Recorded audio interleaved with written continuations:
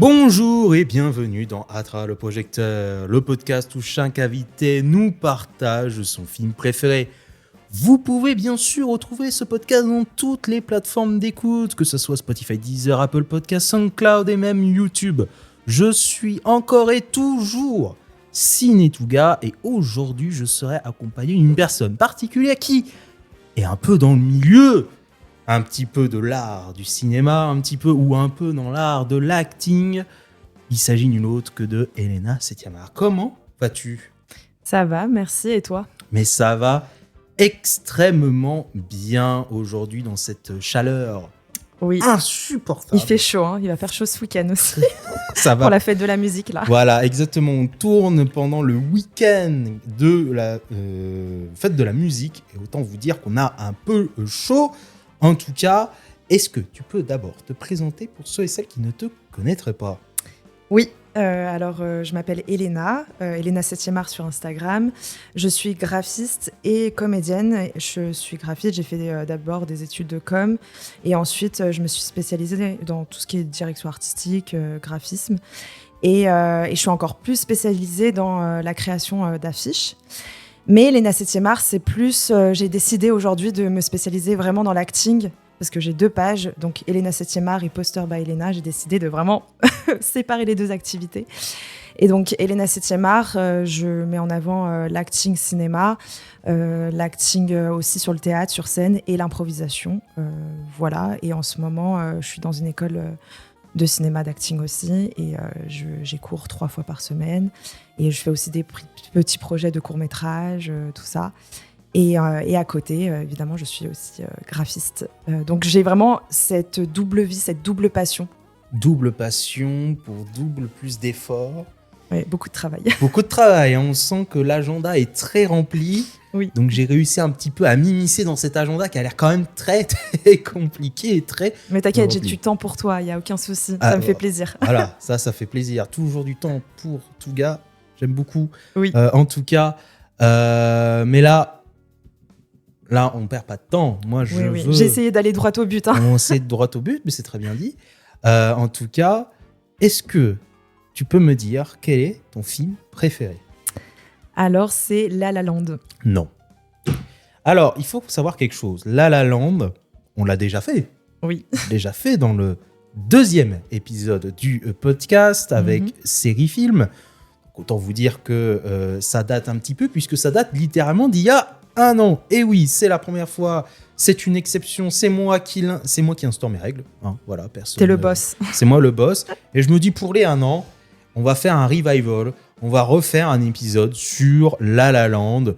Donc, attention, on va un petit peu parler des mêmes points, même si j'ai l'impression que de notre première discussion, il y a quand même pas mal de choses qu'on va rajouter, parce que je me dis que c'est un épisode qui, la première fois qu'on avait fait, était un peu court. Et je sens qu'il y a beaucoup plus de choses qu'on pouvait raconter. Donc, je pense que vous savez tous, La La Land, réalisé par Damien Chazelle, sorti en 2016, nous raconte l'histoire de Mia et de Sébastien, tous deux qui veulent réussir dans leur propre passion. L'un, bien évidemment, dans le jazz et l'autre dans l'acting. Et un beau jour, leurs destins vont se croiser.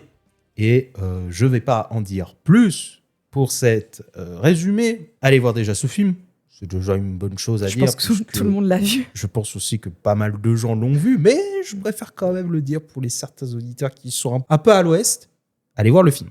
Parce que vraiment, il est exceptionnel. Je l'avais déjà dit de toute façon avec ces films, mais ça n'a pas changé. Mais en tout cas, que c'est quand même un petit chef-d'œuvre. Et c'est pour ça qu'on va beaucoup plus se concentrer sur toi et ta relation au film. Première question, assez simple, mais voilà, qui attise un peu toujours ma curiosité. Comment tu l'as vu la première fois ? Et surtout, quelle en fut l'expérience vécue ?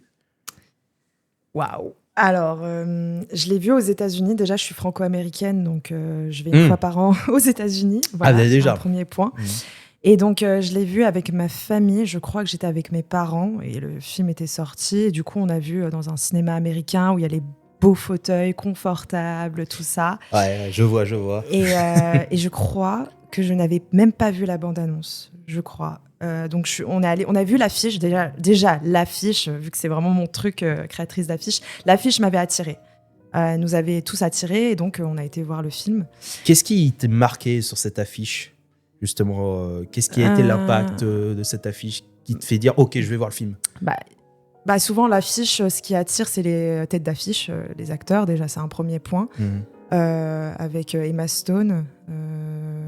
Moi, j'aime bien Emma Stone, donc c'est pour ça attire automatiquement, mais c'est surtout ces couleurs, ce côté un peu aérien, les couleurs, toujours ce lampadaire, cette danse des deux. Enfin, je sais pas, je la trouve assez magique en fait.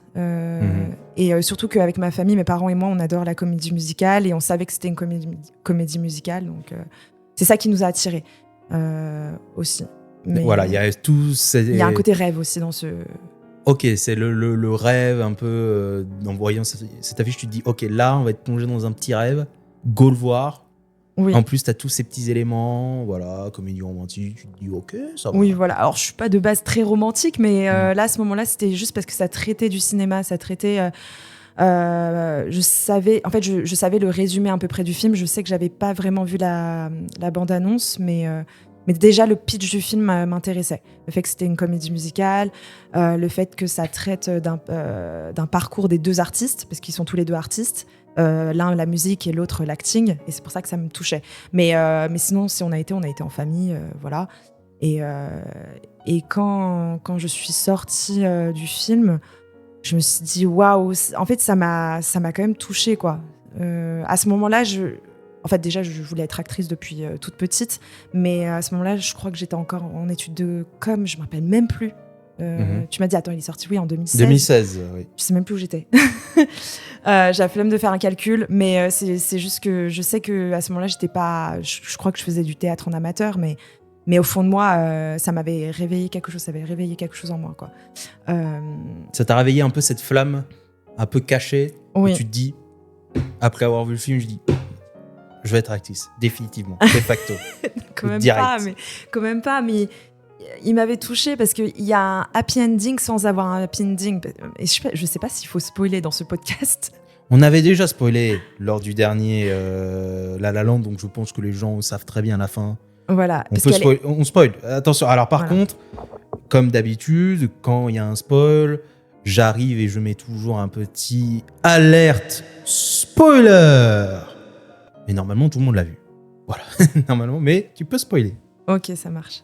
Moi, je préviens, tu vois, j'ai du respect les personnes qui l'ont pas vu. Non, mais c'est le fait que finalement, ils terminent pas vraiment ensemble. On croit qu'ils vont terminer ensemble parce qu'ils ont sous forme de rêve. À la fin, on montre comme quoi, si elle n'avait pas fait ce choix d'être actrice, ça se trouve, ils seraient ensemble et ils montrent l'image de leur vie ensemble. Et finalement, ils ne sont pas ensemble, mais elle a pu réaliser son rêve d'actrice. Oh, ça me fait chialer.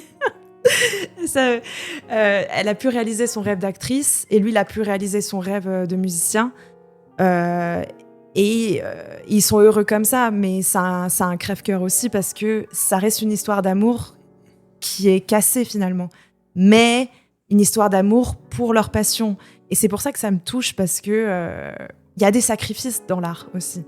Et parce que je suis aussi en couple, donc c'est assez dur aussi. Il y a une forme de sacrifice dans tout ça. Et donc oui, ils ne finissent pas ensemble, mais ils réalisent leurs rêves. Et donc c'est un happy ending sans être un happy ending. Je sais pas, est-ce qu'il y a un mot pour ça? C'est bittersweet, un peu doux amer. Oui, voilà. Très doux amer la fin, puisque oui, en effet, ils réalisent leur passion, mais en même temps, leur amour est parti. En même temps que cette succession dans leurs différentes passions. J'appellerais pas ça, un happy ending, puisque même s'ils réussissent leur passion, ils se sont rencontrés. C'était les bonnes personnes, mais au mauvais moment. C'est ce que je me dis à chaque fois. S'ils s'étaient rencontrés plus tard, peut-être que quand ils étaient déjà au succès, peut-être que ça aurait bien marché. Ou peut-être pas, parce que tu n'as pas la même personnalité, hein, tu sais, par moment. Tu peux changer, et c'est ok d'ailleurs, parce qu'il faut accepter que les gens changent aussi. Parce que souvent on dit elle a pris la grosse tête, mais en fait ça se trouve la personne elle a galéré avant aussi. Et donc non, je sais pas s'ils seraient rencontrés justement. Peut-être. On sait Je pas, sais on sait pas. Mais en tout cas, c'était pas le bon moment puisque Peut-être, eux deux oui. voulaient atteindre leur rêve et que malheureusement, c'était deux personnes qui marchaient, qui cliquaient très bien, on le voit. Hein, ils avaient cette vision du bonheur ensemble. Et malheureusement, leurs projets personnels ont pris le dessus, leurs passions ont pris le dessus. Et ce qui fait que ça ne marche pas. Et comme tu le dis, vu que toi, tu es dans l'acting, je pense que tu as un peu cet attrait-là avec Emma Stone où tu te dis... Son personnage, oui. Son personnage en particulier. Ah oui, moi, il y a, me touche. Il y a un petit miroir, un petit peu, il y a un peu ce jeu de miroir où tu te vois à travers ce personnage-là. Ah oui, clairement. Mais aussi, si elle n'avait pas été avec Sébastien, oui, c'est ça son personnage. Tu vois, ça fait tellement longtemps que je ne l'ai pas vu maintenant. Sébastien, oui. Je t'ai dit, c'est ça. Il est encore dans mes rêves, ce film. Donc voilà. Du coup, c'est grâce aussi à lui. Parce qu'en fait, il faut être aussi entouré. Donc le fait qu'ils se sont rencontrés, ça l'a permis d'avoir plus confiance en elle. Elle avait déjà cette confiance, mais elle perdait courage dès le début du film. Elle se disait, elle passe des castings, ça marche pas. Les refus, ça marche pas. Et elle rencontre Sébastien. Bon, au début, il s'aime pas, c'est la guéguerre. Bon, ça, c'est dans beaucoup de films. Au début, c'est je t'aime pas, et après, je t'aime bien. C'est un peu souvent ça. Mais leur relation s'installe plutôt bien. Et il la booste. C'est aussi, il y a une part où c'est grâce à lui, c'est grâce à elle, mais il y a il la booste, quoi. Oui, il y a un soutien moral qu'elle avait peut-être pas avant, justement, et lui sait aussi, parce qu'il est aussi dans cette même situation. Et dans l'inverse, oui, c'est exactement ça, l'inverse, c'est grâce. Ils sont aussi dans cette même situation. Lui, il est artiste. Il est artiste aussi. Il est artiste, il veut aussi réussir, et donc il sait très bien la situation dont est Mia, puisque tous deux sont dans cette même situation et tous deux s'aident mutuellement. Oui, elle aide aussi Sébastien. Mia aussi aide Sébastien et on voit que ça marche, tu vois, ça clique, les deux fonctionnent, mais malheureusement, à la fin, comme tu le dis, ils sont pas ensemble, alors que pourtant on a l'impression que tout allait, mais c'est parce que la passion a pris le dessus. Tu sais, à un moment donné, tu savais plus ce qui était le rêve ou la réalité. Au moment où ils montent leur relation, si elle n'avait pas choisi ça, à un moment donné, j'y croyais, je me dis, finalement, ils sont ensemble, et en fait, non, ils sont pas ensemble. Et j'avoue, j'étais triste, mais je comprenais le choix de cette fin, quand même. Comment tu l'as compris exactement, cette fin, pour toi? J'ai compris qu'elle a fait un choix, que ça lui allait, parce qu'elle a quand même trouvé l'amour. Elle a trouvé, je sais plus avec qui elle est.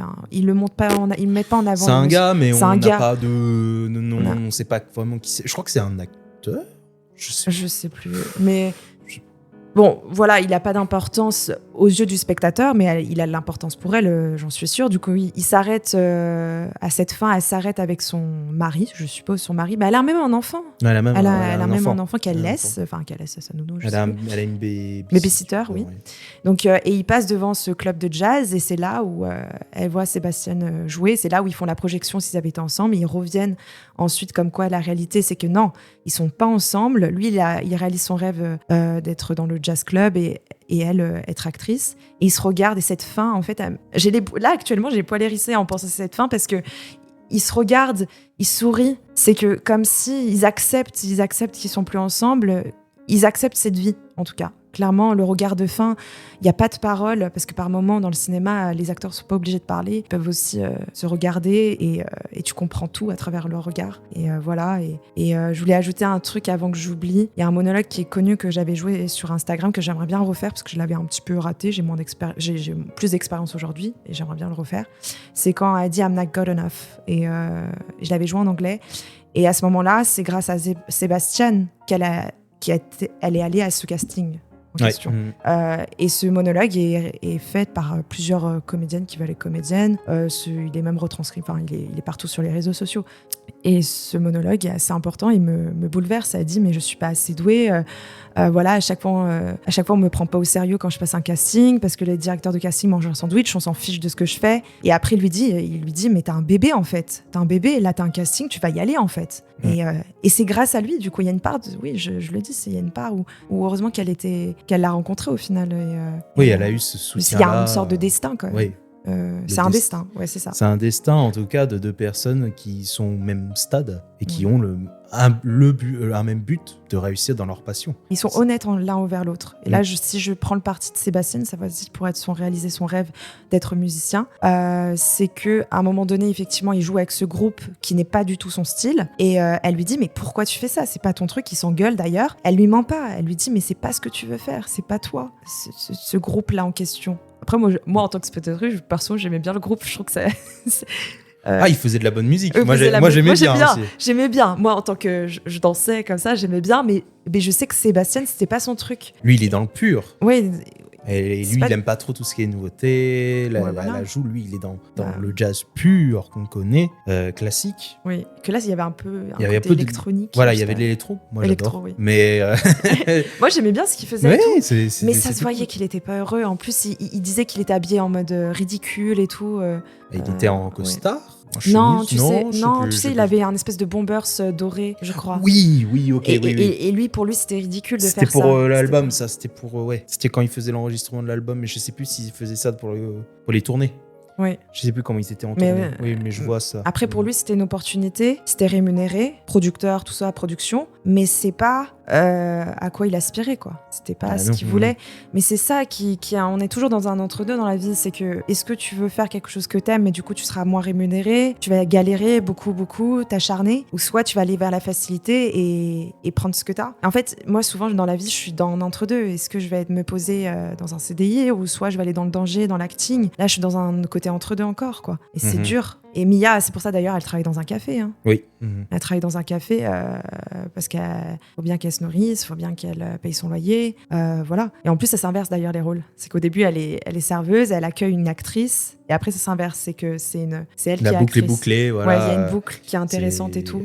Elle est plutôt sympa aussi, cette boucle, en effet. Et voir aussi le parcours accompli. Tout simplement. Elle a galéré. Parce que ce qui était bien aussi avec Mia au tout début, c'est que elle était justement dans les plateaux de cinéma, elle voulait s'inspirer, elle était inspirée, elle voulait justement réussir en étant justement au plus proche de son rêve.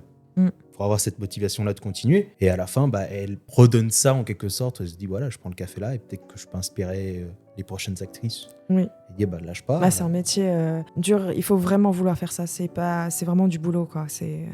Il faut préparer un rôle et ouais, c'est dur, quoi. Le personnage de Mia, pour toi, il est très représentatif ou pas de ce que est le métier d'acting, dans ce qu'on traverse un petit peu dans la vie en tant qu'actrice? Tout ce qui est les tournages, tout ce qui est justement les castings, par exemple. Est-ce que c'est ce qui est montré justement à travers ce film? Est-ce que tu l'as ressenti aussi, toi, de ton côté? Oui, je l'ai quand même ressenti. Elle est compliquée, cette question, parce que je dirais oui et non. Parce que déjà, dans un film, tu peux pas tout mettre. Déjà, c'est évident, mais oui, elle passe quand même des castings. On voit qu'elle galère, elle a que des refus. Elle essaye de faire sa propre pièce de théâtre, donc elle essaye de se mettre en valeur via son projet de pièce de théâtre, tu vois. C'est comme nous, quand on fait nos pièces de théâtre à l'école, quoi. Enfin, on ne sait pas si on va réussir par la suite. Donc il y a une part de réalité et une part où c'est enjolivé aussi, parce qu'ils sont quand même à Hollywood. Moi je suis pas à Hollywood, quoi. Bon, je suis à Paris, donc Paris, il y a déjà plus d'opportunités, effectivement. Déjà les castings sont plus présents et même il y a plus de tournages à Paris, donc voilà, il y a quand même un avantage. Mais oui, je dirais oui et non, quoi. Je sais pas si ça répond à ta question. Voilà, il y a une part de vérité, mais pas non plus à 100%. Surtout qu'il ne montre pas que son aspect, il montre l'aspect de Sébastien. En fait, c'est pas que l'acting, c'est les artistes de manière générale aussi. On parle de musique, on parle de cinéma, d'acting. Je dirais, le seul cliché, c'est qu'ils vont dans des soirées, dans des maisons de malades. Ils ont leur voiture. Mais en même temps, c'est de l'entertainment, le cinéma. Donc La La Land, il faut bien vendre un peu du rêve dans ce film. Donc c'est pour ça que je dis oui et non. Il faut c'est la partie magique, la partie rêve, voilà. Comme tu nous disais au début. Hollywoodien. Moi, par exemple, nous, on n'est pas dans ce cas-là. Les acteurs français, même les acteurs américains, ils sont pas, quand ils font des castings, ils vont pas dans des soirées après dans une maison à Beverly Hills, quoi. Avec une giga piscine. Une piscine, tu sais, quand ils te regardent là. où tu te dis, ouais, bon, quand même, là, il y a une débauche, quand Oui. même. Bah après, je pense que de toute façon, elle était chez un ami. Ça, pour le coup, je me rappelle plus trop de ce début. Pourquoi elle allait. C'était ses copines qui l'avaient. C'était ses copines qui voulaient l'amener, Oui, voilà. justement, une soirée. Elle était en mode. Ouais, elle veut pas. Bah oui, parce qu'elle avait. Bah, elle déjà avait loupé son casting. Voilà, ils ont c'est ça. dit, ah non, les filles, c'est bon. Allez, vas-y, là, un petit coup de coude et après. Okay, et après, il y a la musique et tout. Les musiques. Alors, allez, vas-y. Les musiques sont top, en effet. Ah ouais. C'est clair que. Ah, je les ai mis en. Par contre, j'avoue, je les ai mis en boucle dès que je suis sortie du cinéma. À ton direct barqué, etc. J'adore les musiques. C'est laquelle t'as préférée, peut-être Tu vas me trouver nulle parce que j'ai pas. Déjà, j'en ai pas. J'ai pas les titres en tête là. La scène, on verra très bien. Ah, la scène. J'aime bien scène quand il y a cette musique. La musique douce quand ils sont dans le. Comment ça s'appelle là quand ils s'envolent dans les airs là. Ah oui, ils dansent dans les airs. À l'auditorium. Un peu épilogue, je crois. Oui, à la fin. Oui, bah, c'est épilogue. Je crois que c'est épilogue. C'est pas ma préférée, mais. Enfin, je les aime toutes, en fait, c'est compliqué de dire une préférée, mais elle. Bah justement, c'est ce côté aérien du film que je parle. Elle me fait penser à l'affiche, ce côté. Bon, c'est pas l'affiche, mais c'est le fait tu sais, quand tu regardes les étoiles, ça veut dire que tu rêves à quelque chose. Bah là, c'est la même chose, quoi. Oui, il y a ce côté rêveux, nébuleux. Oui, voilà. C'est pour ça qu'il y a féerique, ce côté. Ouais, voilà. C'est ça. Et donc, c'est pour ça qu'ils dansent ensemble. Là, évidemment, tu te dis, mais c'est perché et tout. Mais après, c'est un film qui fait rêver. Hein. Ils dansent ensemble dans les étoiles. Et après, ils redescendent sur Terre. Bah oui, parce que c'est quand même hyper c'est métaphorique, on peut le dire. Une grande métaphore, c'est que ils dansent dans les étoiles ensemble et tout pour dire ils sont en train de vivre leurs rêves ensemble. Ils oublient tous leurs problèmes. Et après, ils redescendent petit à petit sur Terre pour dire mais c'est la vie, il faut redescendre sur Terre, vivre notre situation actuelle. Et voilà. Voilà, l'euphorie descend, oui. redescend, et on revient sur Terre. Oui. Pieds sur Terre. Et on se rend compte un peu de ce qui se passe. Mm. Parce qu'avant, voilà, on avait ce côté un peu magique, l'amour, etc., que ça se passe bien. Parce qu'ils sont amoureux quand même. Hein. Ah ouais, quand même. S'ils sont pas amoureux, je comprends plus rien à l'amour. Ouais, oui. Ça, c'est clair. Mais c'est une forme d'amour aussi de laisser l'autre partir, hein, je trouve aussi. Oui, pour son bien. Pour son bien. Pour son bien, en effet. C'est crève-cœur, mais c'est dur. Quand tu vois à la fin du film, la petite larme, elle tombe, en effet. Quand tu vois le jeu des regards, comme on dit, les non-dits, tu fais OK. Ouais. Mais tu sais qu'en tant que spectatrice, je parle des personnes qui ont par exemple, qui sont pas artistes, qui ont leur métier, qui sont très heureux comme ça. Je suis sûre de leur côté, ils sont en mode mais pourquoi ils ont pas fini ensemble ? Je suis sûre qu'il y en a plein, ils ont pensé ça. Mais pourquoi ils ont fait ce choix ? Et je pourrais comprendre parce que c'est une perspective, c'est un point de vue. Moi, je comprends ce choix. C'est pas je l'accepte ou je l'accepte pas. C'est la fin. Je suis contente pour les deux, quoi. Mais oui, ça fait un petit truc qui finissent pas ensemble, oui, évidemment. Ça dépend de l'expérience vécue, bien sûr. Oui, de Après, chacun pense. Mais bien sûr, moi aussi, je me suis dit, j'allais poser la question. Pourquoi vous êtes pas ensemble ? Oui, tu vois. Vous étiez trop bien ensemble. Et voilà, vous étiez trop bien, là. Moi, j'adorais ça. Et là, bam. Bon. Oui, mais il y a une part de moi aussi qui était un petit peu déçue, mais... Mais c'est ça qui est bien. Justement, de se dire cet entre-deux, ouais. Ce côté déçu, mais en même temps, tu peux pas te dire que c'est mauvais pour eux. Non, parce qu'ils c'est pour ça que c'est une fin parfaite. C'est pour ça que j'adore cette fin. C'est le fait que ils se soient quittés, ils se soient quittés pour chacun leur bonheur, etc. C'était parfait. Ça nous impacte parce qu'avant aussi, quand on les avait ensemble, on se dit c'est bon, tout est réglé, tout est beau. Mais c'est bien, c'est pas à la fin un peu mielleux, ce qu'on attend des fois où on résout c'est ça que j'aimais, c'est ça. Toutes les choses sont résolues facilement, etc. Genre tout est beau et tout. En soi, ce film est beau en lui-même, mais c'est. Ah bah oui. oui, clairement. Mais il montre quand même la réalité des choses aussi un petit peu. Donc je reviens sur ta question aussi, mais oui et non, ça représente la réalité. Oui et non. Ok. Petite question comme ça. Est-ce que c'était le premier film que tu as vu de Damien Chazelle ?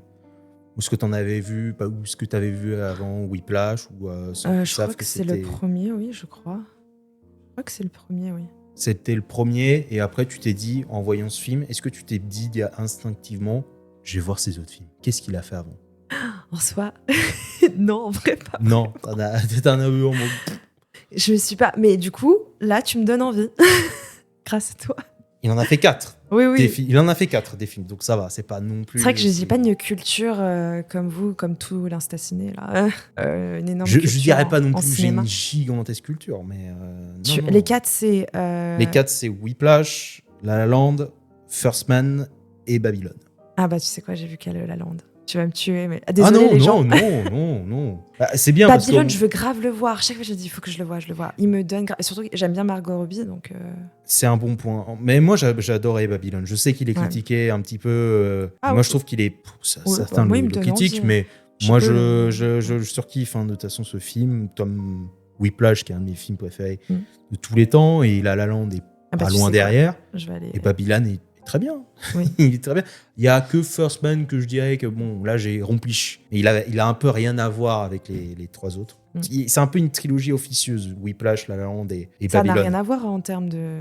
C'est pour ça que je dis officieuse. Oui. Parce que ça n'a rien à voir. Oui. Mais ils abordent des thèmes sur les passions de Chazelle. Whiplash, c'est que sur le jazz. La La Land, c'est les deux, le cinéma et le jazz. Et Babylone, c'est que le cinéma. Avec une Du coup, ça partie va un me peu plaire. jazz. Ouais. Voilà. Il y a bien Margot Robbie dedans. Et il y a bien Marco Robbie Oui. dans Babylone. Oui. Donc, Ouais, voilà. J'avais pas pu le voir au cinéma, il était déjà parti, plus là. Mais je vais le regarder. Très bien. En Du tout coup, cas. il Mais me fait voilà, petite question comme ça. Mais tu l'aimes bien quand même, Damien Chazelle, pour sa patte, en tout cas dans le film. En tant que tel. Oui, ça, j'ai bien j'imagine aimé comment c'est écrit, réalisé, oui. Mhm. Moi, je trouve que c'est plutôt bien réalisé. Il y en a qui aiment pas aussi ce côté, le fait d'aller sur une autre scène. Le fait que là, je sais pas comment expliquer. Tu sais, à la fin, ils montrent comme s'ils avaient été ensemble, comment ça rendrait. Il y en a qui aiment pas trop ça, je sais. Ils aiment pas ils le aiment pas fait les de flashbacks. montrer. Oui, voilà, il y en a qui aiment pas les flashbacks, il y en a qui aiment pas les va-et-vient dans les films. Moi, s'il y en a trop, j'aime pas trop. Mais là, c'est plutôt bien dosé. Je trouve que ça va là, il n'y a pas Ça trop va. de va-et-vient. dans le Oui, film. voilà, c'est va-et-vient chercher. Pas trop de ça dans le Qui film. m'avait dit qu'il aimait pas ça Mon père. Il aime pas trop quand il y a trop de flashbacks. Lui, il aime pas le film Inception. Je vais loin, mais Inception, il aime pas, par exemple. Ok. Que Oui, parce tout le qu'il y a monde trop de Oui, niveaux. voilà. Oui, ça le peut rêve dans le perdre. rêve, on s'en sort plus, tu vois. Bon, Mm. moi, j'aime bien quand c'est à réflexion. Et du coup, je pense qu'il y en a qui peut ne pas aimer le film La La Land si t'aimes pas ce côté un peu. Quand je dis pas absurde, c'est pas. Parce qu'il y a un côté tellement rêverie qu'on peut ne pas aimer, tu vois. Hmm.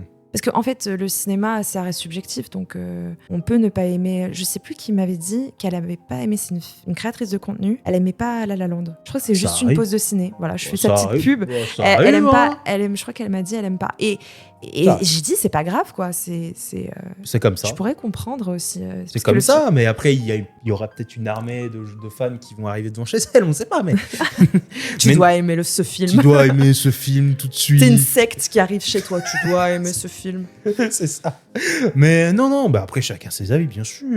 Subjectivité, le cinéma, c'est quelque chose qui sont liés. Bien sûr, donc voilà. Donc, bien sûr, non, je vais pas te poser la question si tu le considères comme ton réalisateur préféré. Non, t'as vu qu'un de ses Non, films, non, donc non. on va pas trop le dire. Non. Même s'il a fait ton film préféré, donc en soi, ça peut jouer un petit peu. Après, c'est traite quand même, parce que tu m'as posé mon film préféré, j'en ai plusieurs, on fait comment? Bah oui, mais on va pas parler de tous tes films préférés, à part si non. on fait 500 épisodes. Oui, voilà. C'est pour ça que je précise, j'en ai d'autres. J'ai dit La La Land parce que c'est celui qui me touche en tant que mon métier aujourd'hui, quoi. Et que vu que tu avais déjà fait un épisode, j'hésitais aussi à qu'on le fasse, mais vu qu'on parle d'un autre sujet, Voilà. je t'ai dit pourquoi pas, quoi. Et oui, on parle d'un autre sujet, un peu plus l'aspect Ouais, jeux d'acteurs aussi. Les jeux d'acteurs. Et jeux d'acteurs. j'allais venir exactement sur les jeux d'acteurs. Hein. Oh, je te fais ta transition. Bah oui, parfait. Sans Parce le que toi, tu as pu bien remarquer justement ce jeu d'acteurs, notamment Ryan Gosling et Emma Stone. Quelle est pour toi justement la performance qui a le plus contribué à la réussite du film, ou la performance à laquelle ça t'a particulièrement impressionné? Du coup, Emma Stone avec son monologue I'm not good enough. Pour toi, c'est le pinacle du film. C'est le pinacle un peu de sa performance. J'ai l'impression qu'elle l'a fait tellement sincèrement. J'ai pas l'anecdote si après il y a eu tellement de personnes qui ont parlé de ce film.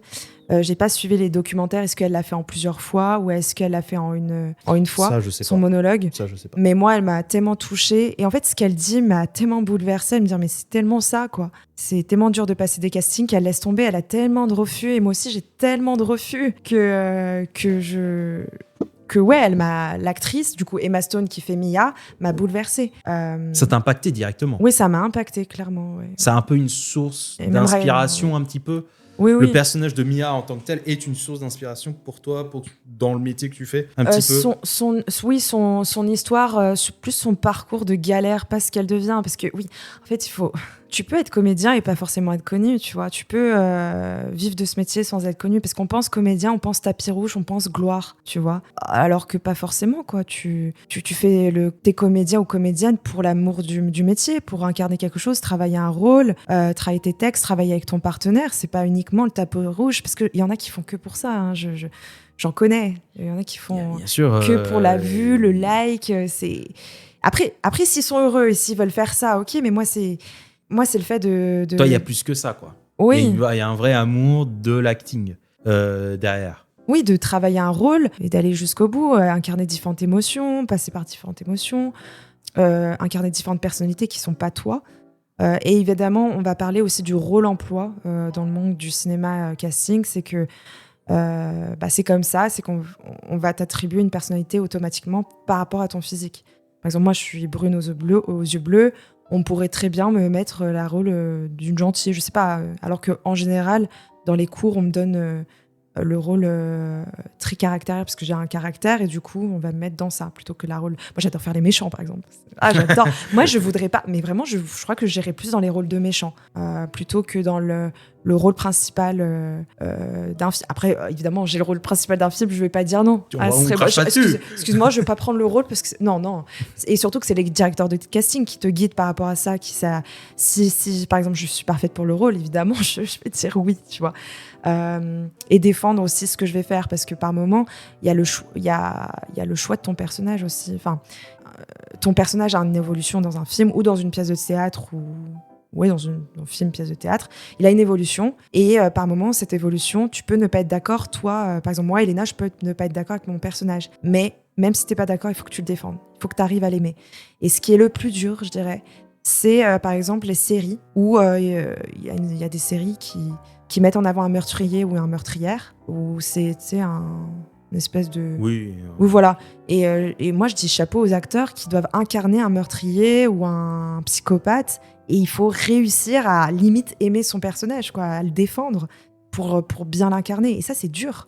C'est jusqu'à où tu aimes ce métier d'acteur et d'actrice. Est-ce que tu serais capable de... Moi, je sais pas si je serais... Jusqu'à où j'irais. Psychologiquement, tu ne sais pas encore quelles sont tes limites. Ouais.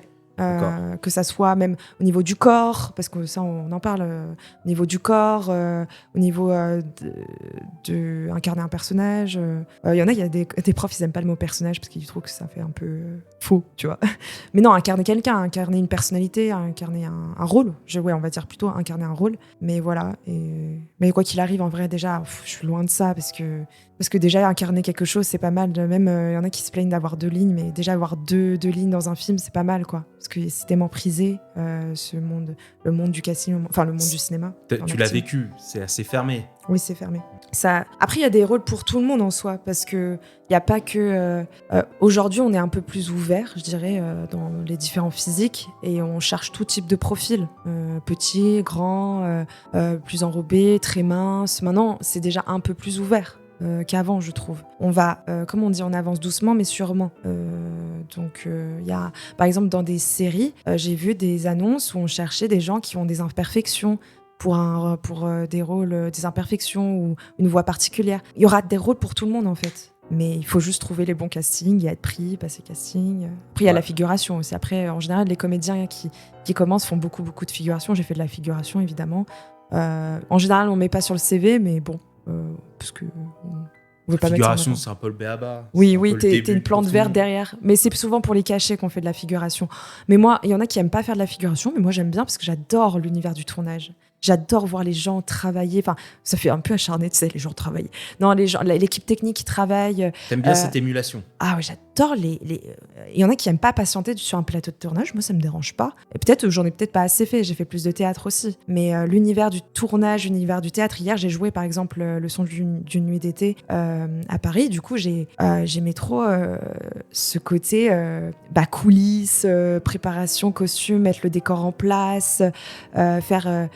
nous, on n'avait pas de mise et démise. La conduite, tu sais ce que c'est une conduite ou... Alors là... Pas du tout.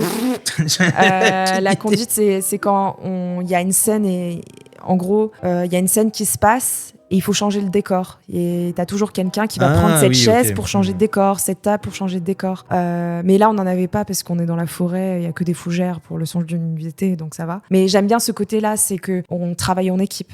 Voilà. Et c'est pareil sur un tournage, c'est de voir les gens travailler en équipe, cette organisation. Et surtout que le théâtre et le cinéma n'a rien à voir. Oui, tu joues un rôle, mais sur un théâtre, c'est tout de suite. Tu joues sur scène, tu dois te donner à l'instant et tu dois donner du rythme à ton personnage. Sinon, les gens se font chier les spectateurs se font chier.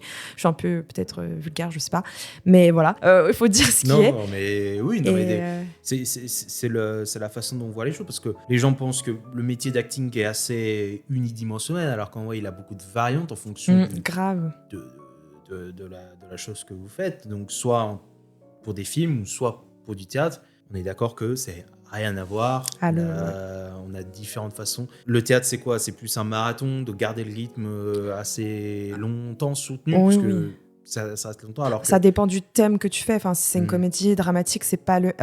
Ça aussi, on travaille la comédie et le drama complètement différents. Ça c'est clair. Et dans le cinéma, il n'y a pas ce problème de rythme, puisque déjà tu peux couper au montage, et le positionnement aussi, par moment tu as juste un tout petit carré pour faire ton rôle. Tu peux pas faire un trop gros mouvement parce que tu es hors champ, ton bras il est hors champ. Parce que moi je fais des mix en ce moment, je fais vraiment théâtre et cinéma.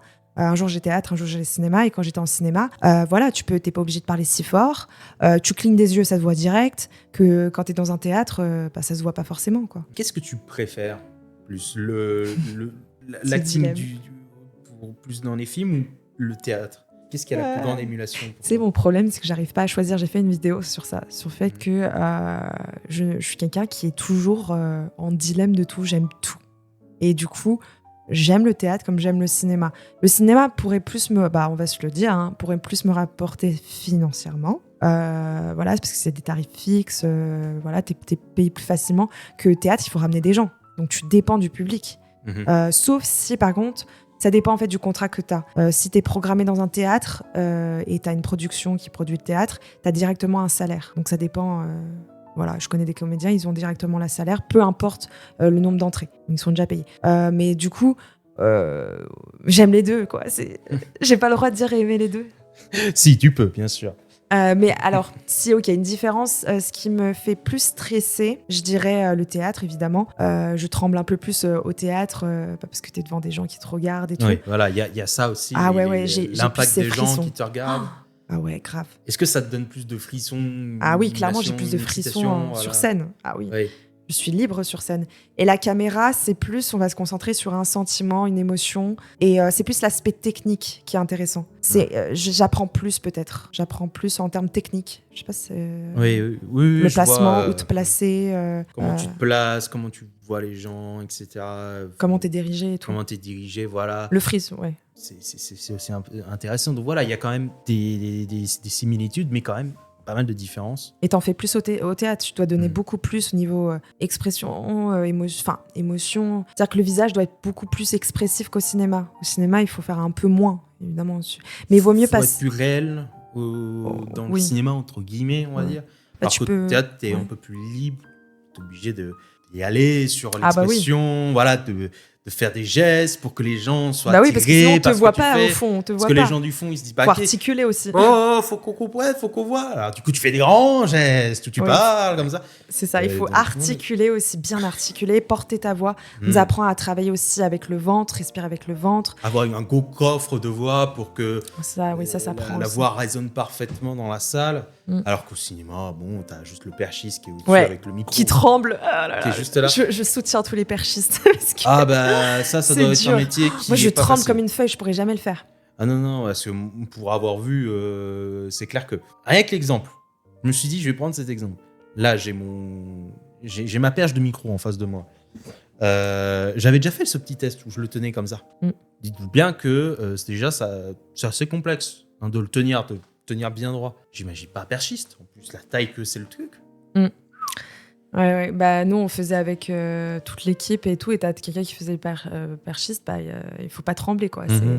Et j'étais en mode, oh là là, je te soutiens à mort, quoi. Et quand moi, je jouais directement, je regardais, je fais, je te soutiens. Vraiment. Ah bah oui. Ah non, mais il faut soutenir aussi la technique. Oui. Ah mais moi, j'adore. Et en plus, je regarde, je vais leur parler, j'adore. Mais de toute façon, je dirais peut-être le conseil. Il y en a qui peuvent être pas d'accord avec moi. Je dirais passer d'abord par le théâtre et pas le cinéma que cinéma au théâtre. Pour quelle raison? Déjà, au théâtre, tu peux travailler plus ton corps, tu bouges plus, tu travailles plus avec ton partenaire et tu portes plus ta voix. T'imagines et qu'au cinéma, c'est plus petit. Et que si tu passes du cinéma au théâtre, j'ai l'impression que tu dois réapprendre des choses quand même. Parce que t'es plus limité au cinéma, oui. T'es plus restreint, alors qu'au théâtre, on t'apprend justement à te déployer. Complètement. Je vois tes bras, ça me fait penser au verbe déployer. Voilà, comme un papillon, on se déploie comme ça, hop. Ouais. Et c'est pour ça aussi que le théâtre permet de jouer avec son corps, etc. Aussi de jouer un peu avec l'impro. Je fais de l'impro. Petite transition comme ça. Et en effet, et l'impro justement, est-ce que ça, c'est un peu le mélange parfait entre l'acting au cinéma et l'acting au théâtre? Est-ce que c'est pas un peu ce juste milieu-là, l'impro? Alors, pas trop. Pas trop.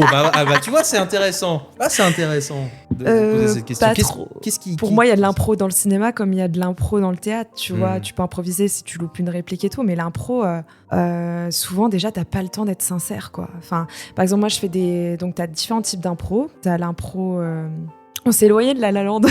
On s'est un peu éloigné de La La Land, mais c'est très intéressant aussi de pouvoir parler, parce qu'on parle un peu de l'aspect ils ont improvisé, les acteurs, et on le sait pas. Mais... C'est aussi très intéressant, parce qu'au moins, là, on peut comprendre un petit peu ce qu'il y a dans la tête d'un acteur, ce qui se passe. Donc, c'est aussi intéressant de savoir. Oui. Donc, on peut se dire, on peut projeter. Est-ce que Ryan Gosling et Emma Stone peut-être pu avoir ce petit... Je pense qu'ils ont eu peut-être des moments en impro, oui. Il y a toujours un petit peu des moments en impro que propose l'acteur ou l'actrice durant un tournage ou une pièce de théâtre. Donc, Est-ce que l'impro, c'est pas un peu le moment le plus pur pour un acteur? Ah oui, c'est beau. C'est beau. Il faut pas trop en faire parce que si t'en fais trop, tu respectes pas trop l'œuvre qui est écrite. Donc il y a des metteurs en scène, ils vont accepter que tu dises pas au mot près, et il y a des metteurs en scène, non, ou metteuses en scène, j'exclus pas évidemment, metteuses ou metteurs en scène. Donc ça dépend en fait avec qui tu travailles. Il y en a qui vont être plus sur l'aspect corps, ils vont s'en foutre du texte et vice versa. Ça dépend. Chacun a son expertise. Mais je dirais l'impro, du coup, il y a le cabaret où tu fais plein de petits exercices d'impro. Souvent, tu as des scènes ouvertes à Paris où tu fais des cabarets d'impro. Et sinon, tu as les matchs d'impro, tu as deux équipes qui s'affrontent pour faire des impros. Voilà, équipe bleue, équipe rouge. Tu as les impros comparés et l'impro mixte. L'impro mixte, c'est quand les deux équipes font une impro ensemble, mais comparé, c'est quand une commence et l'autre fait la même impro. Je sais pas comment expliquer. C'est dur à expliquer. Donc par exemple, l'équipe bleue commence une impro sur le thème qu'a donné l'arbitre ou l'animateur. Ils font l'impro et ensuite t'as l'équipe rouge qui font une autre impro sur le même thème. Et après t'as le public qui vote qui fait la meilleure impro. Une battle d'impro. Ouais, c'est une battle d'impro, quoi. Et ça, j'en ai fait pas mal pour le coup. En nombre d'années, j'ai fait au début, je faisais plus de théâtre, et en nombre d'années, j'ai fait 8 ans d'impro. Quand même. Voilà, l'impro, pour le coup, j'en ai fait même beaucoup plus que le cinéma. Bon, là, je parle d'acting, alors que c'est l'impro que j'ai fait beaucoup plus. Et ça, pour le coup, ça m'a libérée. Il y a aussi l'impro où il y a les formes longues, où tu peux faire un spectacle d'impro pendant 1 heure. Il y en a sur Paris, je suis sûre qu'il y en a plein en France et tout. Et j'invite aux gens d'aller voir des longues formes, ça s'appelle, ou des matchs d'impro. Voilà, il y a Paris Impro qui font des matchs d'impro aussi. Il y a plein d'écoles d'impro dans Paris aussi. Et mon école aujourd'hui, c'est Atelier Off. Voilà. Très bien. Voilà. Pas mal de petits. Voilà, c'est quand même. Voilà, il y a un gros réseau là-dessus. Voilà, si vous voulez en faire, il y a l'embarras du choix. Oui, voilà. Mais ça libère par contre énormément la voix, ça libère la confiance en soi. Moi, je dirais. Voilà, c'était ma prochaine question. Qu'est-ce qui t'a apporté justement l'acting? Il y a cette confiance en soi, il y a ce fait de se dire. Ok, je m'en fous un petit peu de ce que les gens peuvent penser de moi, de ta personne. Tu dis, voilà, j'interagis comme j'ai envie. Et tu te fixes pas de limite. Un petit peu, non? Oui, c'est un peu ça. Et après, déjà aussi, dans l'impro, il faut que tu racontes une histoire avec ton partenaire. Déjà, tu joues. En général, il faut jamais dire non, parce que quand tu dis non dans une impro, t'avances pas l'impro.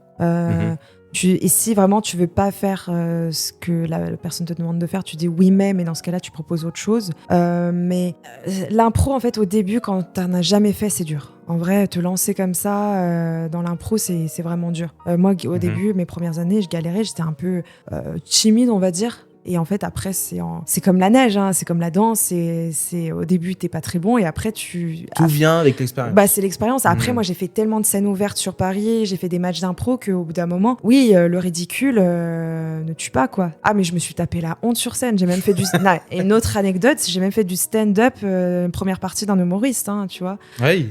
Il y a longtemps. Et en fait, j'avais fait du stand-up pour voir si j'aimais ça. Pour dire, j'ai testé plein de choses. Et finalement, c'était pas trop mon truc. Et surtout que je me suis tapé un petit flop quand même, tu vois. J'avais même fait un jeu concours, comment ça s'appelle ? Tu sais, les comédies. Enfin, c'est un jeu concours d'école pour être le meilleur humoriste des écoles de com à l'époque. Et j'avais candidaté, je me suis dit pourquoi pas, j'ai écrit mon texte et je me suis tapé un gros flop devant un amphithéâtre de 200 personnes, je sais plus. Et en fait le fait d'avoir traversé tout ça, aujourd'hui, je crois que j'ai moins peur du regard de l'autre sur scène. Évidemment, j'ai encore un petit peu peur et tout, via les réseaux, ça fait toujours peur. Mais en tout cas, sur scène, je sais que je me lâche. Je sais que c'est plus Elena qui joue, je joue un personnage. Je raconte une histoire aussi, parce qu'on apprend encore une fois, tu racontes une histoire avec ton partenaire ou tes partenaires. Parce qu'en général, quand tu commences une impro, tu commences à 2 et après, tu as des gens qui viennent alimenter l'impro. Voilà. En fait, ce truc, c'est que si je commence à parler, ça va partir trop loin et c'est pas un podcast sur l'impro. Mais en tout cas, je vous invite vraiment à aller voir des spectacles d'impro parce que ça change. On met beaucoup en avant le cinéma et le théâtre. Mais je pense qu'il faut mettre un peu plus en avant l'impro parce que c'est aussi artistique, quoi. Oui, en effet, en tout cas. Et comme on l'a vu dans La La Land, on le voit, hein, Mia qui fait justement du stand-up, qui fait sa petite pièce de théâtre, qui teste plein de choses, comme tu dis, fait ses castings, etc. Donc on voit un peu ce parti pris-là. Et donc, là aussi, grâce à ton expérience, de pouvoir aussi connaître encore plus sur le métier d'acting. Et c'est pas facile. C'est pas facile. On apprend. C'est un long processus pour se développer au fil des ans, un petit peu l'acting. De toute façon, tu ne cesses d'apprendre à chaque fois avec l'acting. T'arrêtes pas d'apprendre. Hein. Il faut accepter aussi, il faut accepter les critiques qu'on te fait, que ce soit un metteur en scène ou des autres. Après, tout dépend qui t'en en face, tu vois. Si la personne, tu vois, qu'elle a moins d'expérience... après, c'est à toi d'écouter ou non, tu vois, tu prends ou tu prends pas, quoi. Mais j'avoue, les personnes, par exemple, qui sont mes profs et tout, oui, je les écoute, mais par moments, c'est pas facile à entendre. Les critiques, c'est jamais facile. Mais du moment que c'est constructif, évidemment, il faut prendre. Bien sûr. Pour revenir un petit peu sur La La Land, oui, toujours, oui. Est-ce que la performance d'acting d'Emma Stone, c'est une performance à laquelle tu es inspiré pour ton propre jeu à toi ? Est-ce que tu as pris un petit peu de son jeu ? Tu te dis, est-ce que je peux prendre 2-3 brides par-ci, par-là ? Est-ce que vraiment tu te détaches complètement de tout ça ? Je sais, quand j'avais fait le monologue, le monologue I'm Not Good Enough, je l'avais regardé et tout.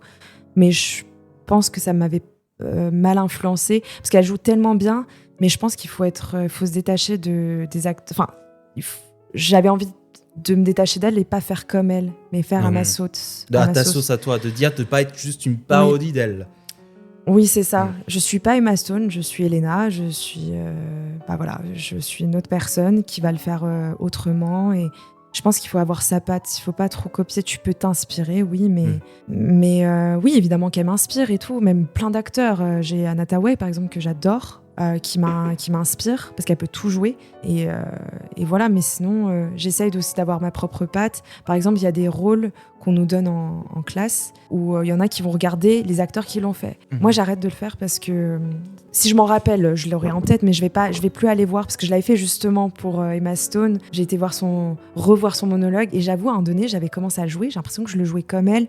Mais du coup, c'était faux. Je jouais mal. Je me dis, mais ça va pas du tout. Mais oui, c'est parce que je le fais pas à ma sauce, je le fais pas au ressenti. Je veux faire un truc mécanique, à la mode justement intelligence artificielle, vu que c'est l'air du temps. Trop copier-coller. Non, il faut vraiment faire à sa sauce. C'est bien de s'inspirer, c'est bien de dire qu'on a cet acteur, cette actrice qui nous inspire, mais faut vraiment trouver sa patte. Qu'est-ce qu'on a en nous, quoi. Et voilà.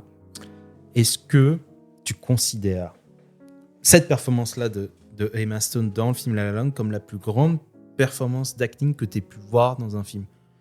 Elles sont dures, tes questions. Ah là, je pique. Là. Ah oui, c'est un gros pic. Pas un pic, non, mais c'est pour dire c'est dur. Plus grande performance. Non, il y en a eu d'autres. En fait, là, mon cerveau est vide quand tu me poses les questions. J'ai pas d'autres performances en tête. Je peux dire des acteurs, mais moi, j'ai aussi des acteurs. Si t'as des acteurs, parce que bien sûr. J'ai masculin aussi. Moi, les acteurs que j'adore, j'adore Anna Thaoué aussi. Juste ses rôles de manière générale, mais oh là là, qui m'appelle? Ah bah tiens, en parlant, ouais bon, c'est mon école qui m'appelle en plus. Pas de souci. Alors j'aime bien Andrew Garfield. Il n'y a pas beaucoup de personnes qui l'aiment, celui qui fait Amazing Spider-Man, je crois que c'est lui. Ouais. Jean, on l'aime bien quand même. Ouais, si je l'aime bien. Alors c'est pas mon meilleur acteur, hein. C'est juste qu'il m'a bouleversée. Et c'est un débat que j'ai avec quelqu'un qui n'a pas aimé le film. Dans Tu ne tueras point. Je pense à ce film d'un coup, je sais pas ce qui m'arrive. Tu ne tueras point, il est quand même très bien. Il m'a fait chialer, l'acteur. Il me touche, cet acteur. Il a une sensibilité. Il a une sensibilité. Il me fait chialer. Même dans Amazing Spider-Man, il m'a fait chialer. Ah oui, quand même. Pas jusqu'à là non plus. Mais ouais, moi, il a un truc. Il a un truc. Oui. Là, j'essaye de. En fait, j'ai vu que mon cerveau est un peu vide. J'aime bien Robert De Niro. Oh là là, c'est un papy, j'adore Robert De Niro. Ouais, pour toute sa carrière, pour ce qu'il a fait. Elle est dure ta question en fait, si je l'avais préparée évidemment. Mais c'est ça le but. Le stress, parce que là, mais attends. Mais quoi qu'il arrive, elle m'a fait chialer sur son monologue. Hein. Emma Stone, évidemment, elle m'a bouleversée. Mais là, tout de suite maintenant, j'ai pas de monologue. Tu nous as donné... Voilà, tes acteurs et actrices. C'est pas dans mes préférés, mais c'est juste ceux que je pense. C'est ceux que qui te viennent à l'esprit directement, dire ok, ceux-là. Ouais, parce que je pensais au film. C'est ce qui est marquant, quoi. Ouais. Ce qui t'a marqué. J'aimerais bien. Et après, on va terminer le podcast. Je me dis, mais j'aurais dû dire ça, j'aurais dû dire oui, mais ça, mais je n'ai pas pensé à elle, j'ai pas pensé à lui. Mais je suis sûre que ça va être ça. Et c'est perturbant. Ah, ça arrive de temps en temps. Ah, ça m'énerve et tout. Je cherche encore, hein. Je reviendrai, j'attends ta prochaine question. Ne t'inquiète pas, hein. Si t'as un moment, t'as un acteur qui va, tu sais, pendant que tu parles. Oui, allez. Ouais. Oui, allez. Là, on parle vraiment de jeu d'acteur, on parle pas de physique. On parle de jeu d'acteur. Ouais, exactement. parce que oui, évidemment, physique, on va pas. Il y a toujours des beaux et bels acteurs. Bel acteur, oui, on peut dire belle. Beaux acteurs et tout. Mais ouais. Voilà. Alors, par contre, là, oh non. Ah, c'est encore une autre pique. Là, c'est... Je stresse. Là, attention, là, on est sur des questions qui titillent un peu le truc. Si tu pouvais changer une seule chose dans La La Land, ce serait quoi et pourquoi? Un film que le film. Moi, je prends le temps pour boire, moi, parce que je sens que ça va être long. Hein. Ça peut être long parce que je t'ai dit, je l'ai vu il y a super longtemps maintenant. Je l'ai vu plusieurs fois, mais Combien de fois d'ailleurs? Tiens, on met une petite question comme ça. Combien de fois à peu près? Je sais pas si c'est un nombre pour un film préféré, je sais pas, 3-4 fois. Ah. Mais il y en a. Il y en a où c'est énormément, d'autres il n'y en a pas beaucoup. Mais parce que moi je l'ai en tête, le film. Toi, c'est plus que ça en fait. Toi, t'as déjà le film en tête, tu te dis j'ai pas besoin de le revoir, je l'ai déjà tellement en tête. En plus, j'aime pas trop revoir tout le temps les. En fait, ça m'énerve quoi. Hein. Déjà, de le revoir une deuxième fois, pour moi, c'est beaucoup. Alors si toi, 3 à 4 fois, tu l'as vu... Parce qu'en fait, c'était à la télé, ils l'ont déjà passé sur TF1. Sur Arte aussi. Oui, tu vois. Ça, donc, tu le regardes. C'était dans ce sens-là que je veux dire. Sinon, je l'ai pas remis chez moi.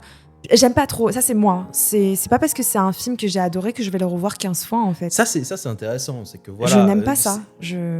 Un film préféré, c'est pas obligatoirement un film qu'on a vu 850 fois. Ouais. Voilà. Parce que j'ai l'impression qu'il faut s'acharner. Bah non, je vais pas m'acharner. Moi, ça me va très bien. Mais voilà. Mais bon, on se concentre sur La La Land parce que j'en ai d'autres préférés, sinon je vais aller trop. Voilà, c'était la petite aparté. Mais là, qu'est-ce que tu changes? Là, tu te refais le film dans ta tête. Tu te dis, oh, ce truc-là, peut-être que si je le change, il serait encore plus que parfait le film là. Tac là. J'enlèverais. Je pense que je vais faire des déçus. Je pense. Alors, on moi, est là pour ça. J'aime bien la comédie musicale, mais à petite dose, j'enlèverais Alors, j'enlèverais pas la partie du début, quand ils dansent sur les voitures et tout, mais je la réduirais. Elle est trop longue. Ah. On se rejoint. Purée, elle est trop longue. Et au bout d'un moment, tu sais que même au début du film, je me dis, attends, ça va être que ça. Je trouve que, en fait, mais en même temps, c'est un film comédie musicale, donc logiquement, il y aura que des chansons. Mais je crois que c'est ça que j'aime pas dans les comédies musicales. J'aime ça, mais par moments j'aime pas ça. C'est trop bizarre. Voilà, il faut avoir le juste milieu, quoi. Ouais. Le juste milieu. C'est vrai que la toute première musique et la deuxième surtout, celle où il y a les copines. Ouais, les copines. Voilà, elles se préparent. C'est les deux que je préfère le moins. Oui. Et je de comprends. loin. Parce Il y en a qu'ils qui ont un problème. adorent, il y en a qui préfèrent cette scène en plus. Non. Donc, Et les meilleurs sont vraiment après, à partir du moment où il y a ils se rencontrent et tout. voilà, où ils se rencontrent. Mais les deux premières, je clisse un peu plus des dents. La première, comme tu le dis parfaitement, pour le rythme, et le deuxième, parce qu'elle est déjà trop longue. Et ils l'ont pas filmé, question... Pareil, ça fait longtemps. Ils l'avaient pas filmé en plan séquence à ce moment-là. Oui, Ils l'ont filmé en plan ça, séquence. moi, j'avais bien aimé. Ils ont évité toutes les... Ils ont fait aucun cut. Ils ont fait aucun cut. Ça, j'avais bien aimé. Ça, je trouve que c'était plutôt bien fait. Donc, c'est pour ça que je pourrais pas l'enlever quand même. Je crois que sur toutes... Très bien fait. Oui, bah, sur toutes les phases musicales, c'est tout en plan séquence. Toutes. De souvenirs. Donc, et après, mais c'est les deux premières, c'est celles qui m'impactent le moins. Surtout la deuxième que j'aime la moins. C'est peut-être plutôt celle-là. C'est peut-être la deuxième, moi, de mon côté, que j'enlèverais. Que je réduirais. Ouais. Parce que... Par contre, en entrée, la scène des voitures et tout, je la trouve géniale. Par contre, d'avoir engagé tous ces figurants, ces danseurs et tout. Et ce que j'adore, c'est, qui spécialise peut-être en son, c'est le fait qu'on rentre dans une voiture, on entend ce qu'ils écoutent, on rentre dans une autre voiture. Ça, j'adore dans les films. On appelle ça un son interne. Je sais plus, il y a un truc spécifique dans le son. Alors, moi, je suis un autodidacte. Hein. J'ai aucune formation au son, mais oui, je vois ce que tu veux dire. En gros, t'as les sons extérieurs et les sons intérieurs. En fait, t'as le son, oui, voilà, t'as les sons intérieurs et extérieurs où dès que tu rentres, en fait, t'as l'extérieur qui se confine. Tu rentres, t'as tout le son ambiant dans l'intérieur. C'est ça. Tu sais, il n'est pas oublié. C'est pas comme si tu rentrais, c'est ça. Mais tu entendais toujours l'extérieur correctement. Et c'est comme si t'allumes le personnage allume sa radio et là t'entends sa musique dans la voiture. Voilà. Mais j'étais que j'avais des cours de sound design, il va m'engueuler mon prof d'époque parce que j'ai oublié les termes techniques. Mais voilà. Moi j'ai aucun nom technique. Même si je fais du son, j'ai aucun nom technique. Ça c'est des trucs, voilà, c'est des choses qu'on regarde pas dans un film. Mais moi j'adore ces petits détails dans le film. Voilà, ils sont dans leur voiture. Je trouvais ça, c'est mon lave-vaisselle qui fait du bruit. Et oui. Voilà. Vous aurez un petit bruit de fond. Ça fait un rototo. Vraiment, la scène de début, pour moi, je la l'enlèverais pas parce que je la trouve mais trop longue. Oui, voilà, c'est juste un problème de rythme. Mais bon, on va pas non plus... voilà. Vous pouvez je ferais avoir répondu à ta question. Pour avoir dit ça. Mais bon, moi, c'est plutôt la deuxième musique. Ouais.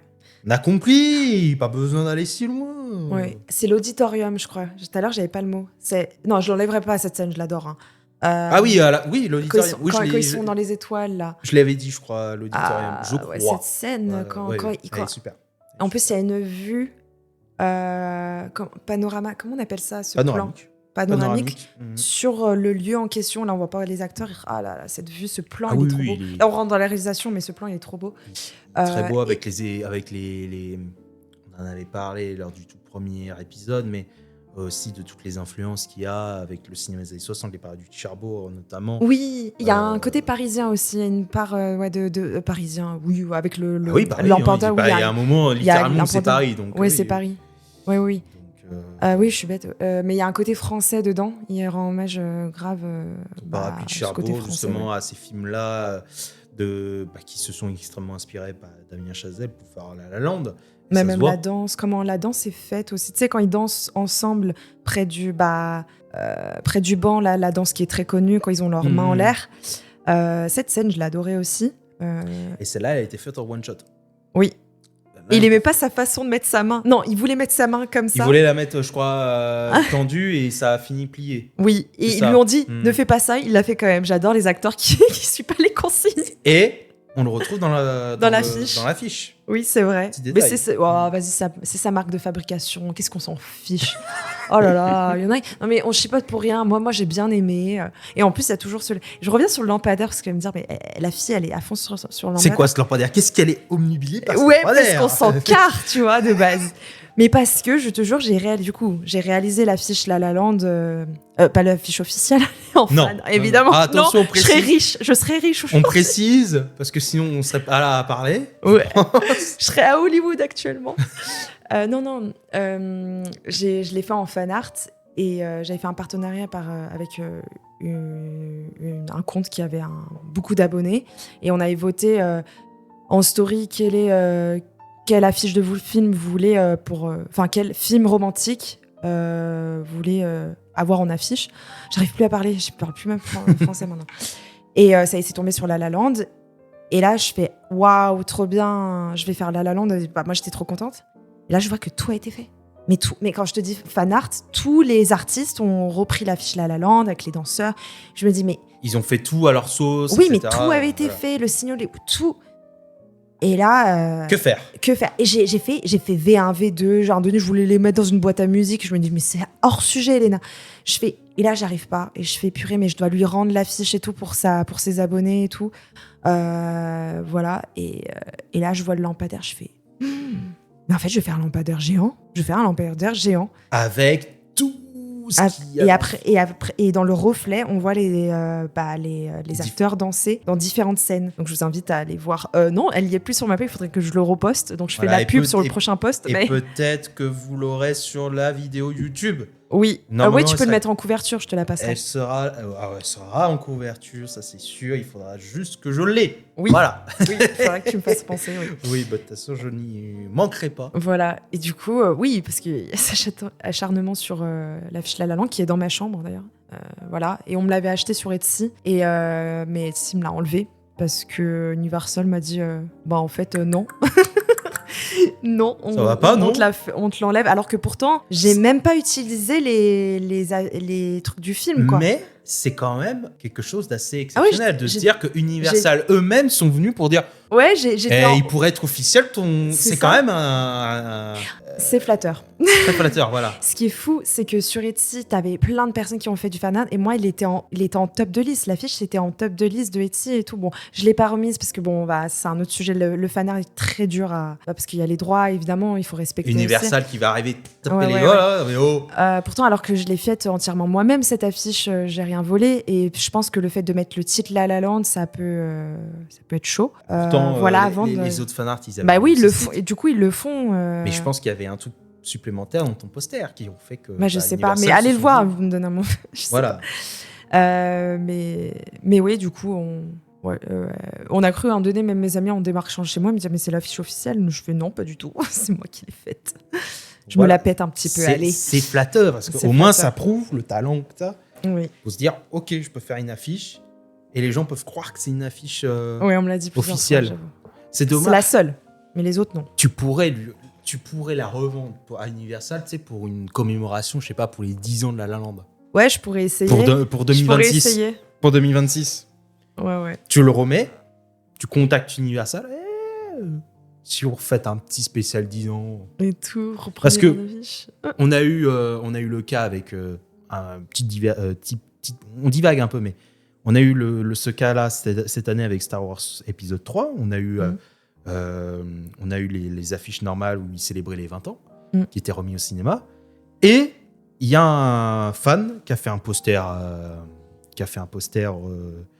où on voit la silhouette de Dark Vador, mais dans la lave, etc. Et tellement Disney, ils ont aimé, ils ont fait allez, on te rachète ton poster là, et on te met dans la promotion. J'hallucine, je savais pas. Ils ont fait ça. Mais j'hallucine alors qu'ils t'attaquent toi quand tu mets en air un film, on t'attaque toi. Après, quand c'est à but non lucratif, ils disent rien. C'est à le but lucratif. Voilà. Et ce qui était très très fort justement, c'est que j'ai essayé de retrouver cette affiche parce qu'elle est fantastique, cette affiche en plus. C'est la meilleure affiche en plus de toute cette promotion. Donc voilà, enfin, j'ai retrouvé l'affiche. Voilà, tu l'as vue. Oui, magnifique. Elle est incroyable. Hein. Magnifique. Hein, très intelligente de faire la forme de Dark Vador avec les laves. Avec la silhouette et tout, et le combat qu'on voit juste en bas. Et bah ça a été racheté. Ok, je savais pas. Bravo Disney. On les critique. Bravo Disney. À l'artiste. Et bravo à Disney de ne pas les avoir envoyés en procès. Mais surtout, oui, bravo à l'artiste, qui est très fort. Ils auraient pu faire ça Universal pour ton poster. C'est plus simple. Ouais. En effet, mais bon. On voit, il y en a certains qui sont plus... Il y a du travail dans tout ça, c'est sûr. Ah, c'est clair qu'il y a du gros travail qui a été fait. Rien qu'en voyant ce poster, tu vois le travail immense qui a été fait dessus. En tout cas, sur ce poster, je t'ai montré. Ah bah oui, clairement. Mais parce qu'il n'y a pas que la réalisation, il y a aussi les idées derrière, les heures passées à dire qu'est-ce que je vais faire, ou par moment, on peut avoir une idée en un claquement de doigts aussi, mais... Mais voilà, tout ce qui est le composing, etc., le composing, comment agencer un poster. Un poster, vu que tu es graphiste aussi, c'est aussi un art assez particulier où tu dois trouver, agencer les choses pour avoir cette chose, ce poster qui doit représenter le film tout en étant le plus simple et qui doit taper à l'œil tout de suite, comme a fait ce poster de La La Land quand tu étais devant le cinéma et que ça t'a accroché tout de suite. Oui, une affiche est censée attirer automatiquement les gens à aller voir le film, mais par moment tu vas mettre en aspect... En fait, une affiche, c'est soit tu mets en avant les têtes d'affiche, soit s'il n'y a pas de tête d'affiche, tu mets en avant un objet, un lieu. Un poster, tu peux faire ce que tu veux, du moment que les informations... c'est-à-dire le titre, la date, de qui l'a réalisé, les acteurs sont là. Du moment qu'elle est visible, c'est l'importance. Voilà, c'est ce qui est le plus important. Tout soit bien réparti sur l'affiche, l'écriture, tout ça. Qu'elle soit épurée quand même. Voilà, toi, ce qui t'aime bien dans les posters, c'est justement quelque chose d'assez épuré. Il ne faut pas que ça soit trop surchargé. Oui, je vois des artistes, des artistes qui font du fan art, mais là, c'est du fan art que moi, je suis vraiment dans la structure de l'affiche. J'aime bien parce que ça sort pas... Bon, là, je suis peut-être vieille école, mais j'aime bien que ça sort pas trop du cadre, mais parce que j'aime bien moi, vraiment le côté affichiste. Mais il y en a qui vont faire des affiches fan art où effectivement, ça va être collé au bord, ça va être très chargé, mais il y en a qui aiment. Donc voilà, que moi, je veux vraiment qu'on me contacte plus pour je veux que tu fasses cette affiche pour mon film, je veux que tu fasses l'affiche de mon film, pardon. Et je vais vraiment faire une affiche qui sera... pour donner envie de voir cette pièce de théâtre, ce film, parce que vraiment, je fais des affiches pour le monde de l'audiovisuel et de l'événementiel. Voilà. Donc, vous pouvez me contacter, évidemment. Voilà, on n'oublie pas, bien sûr, vous pouvez la contacter. Voilà. Bien sûr. C'est mon truc. Voilà. Je suis en freelance. Voilà. Petite info comme ça, bien évidemment. Alors après, j'ai d'autres questions, là, je commence un petit peu à en avoir plus beaucoup. Ça commence à être le début de la fin. Ah oui, question très importante. Le stress. Est-ce que tu as déjà partagé la passion de ce film à d'autres personnes? Et si oui, comment elles ont réagi face au film? À d'autres personnes sur les réseaux ou Non, à d'autres personnes de manière ça générale, de façon personnelle ou voire avec les réseaux, bien sûr. Oui, alors déjà avec mon copain, il l'avait pas vu et du coup je me suis dit quoi? Alors il faut que tu le vois. Et du coup c'est la dernière fois que je l'ai vu, c'était avec lui, on était chez lui et tout et on l'a regardé et il a adoré. Il a même mis, alors il faut savoir qu'il aime pas les comédies musicales. Ah, la seule comédie musicale qu'il aimait bien, qu'il aime toujours, c'est The Greatest Showman que j'ai vu, que je n'ai pas vu. Ah bah tu vois, voilà. Maintenant ça... Je n'ai pas vu, mais tu vas aller voir, on m'a conseillé, oui, regarde-le, il est très très bien. Il est bien. Les chansons, elles sont top en plus. Bon, là, je m'évade, mais voilà, il avait vu cette comédie musicale qui est sa préférée d'ailleurs. Et je lui dis, mais il faut que tu vois La La Land, parce que je lui dis que justement c'est un de mes films préférés. Voilà, et il l'a vu, il a adoré, il a écouté même les chansons en boucle et ça l'a touché aussi évidemment parce qu'il est en CDI, il est ingénieur mais il est aussi artiste. Ah bah tiens, c'est un ingénieur aussi, bah tiens. Ah oui. Ah tiens, c'est un collègue ingénieur, c'est ça fait plaisir. C'est un collègue. Ingénieur, c'est tellement large quand tu dis ingénieur, c'est vrai. Bien sûr. Mais sinon, il est aussi à côté, il a son groupe de rock, voilà, qui s'appelle les Dorky Donkeys. Ah, intéressant. Voilà. Intéressant. Et il est musicien et je suis actrice. Et il joue de la basse. Et bah bizarrement, tu vis flippant. La La Land dans la réalité. Oui. Ça c'est fort, ça. Ma vie, c'est La La Land. c'est assez en fait, fou. le film, c'est même plus un film pour toi, c'est juste ta vie. Oui. En fait. Ah oui, on est tous les deux des artistes.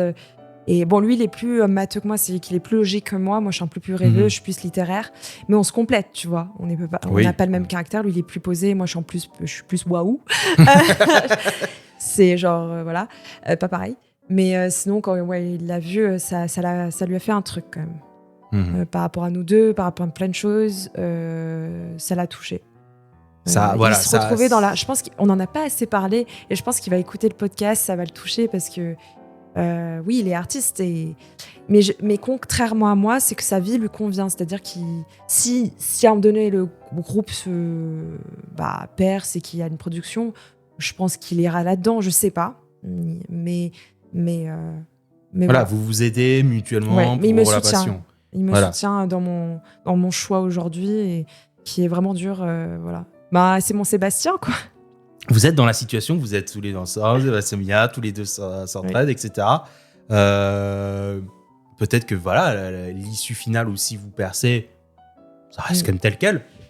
À voir. Oui. À voir. On profite du moment présent, il faut se dire ça, il faut pas penser trop au futur, parce qu'on a tendance à dire oui, mais si, on en profite maintenant.